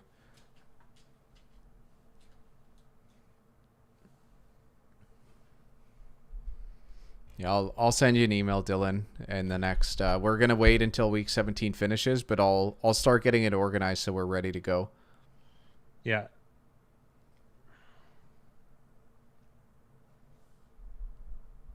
Have a good night, Don. Have a good night, Cheers. everybody. Good luck, Jackson, for those NBA plays. Yeah. Oh, the OU landed on a push. Like, That's- yeah, push is fine. It's unfortunate, but it's fine. But we're gonna get straight to this picks video. Make sure we get it out nice and early for you guys. So we will catch you guys later. Have a good night. And Dylan, we will see you sometime soon. There's no game on Thursday this week. It's all Sunday. So Yeah. but check out the NBA videos. I know you're a huge Pelicans fan. We'll catch you guys all later. Cheers.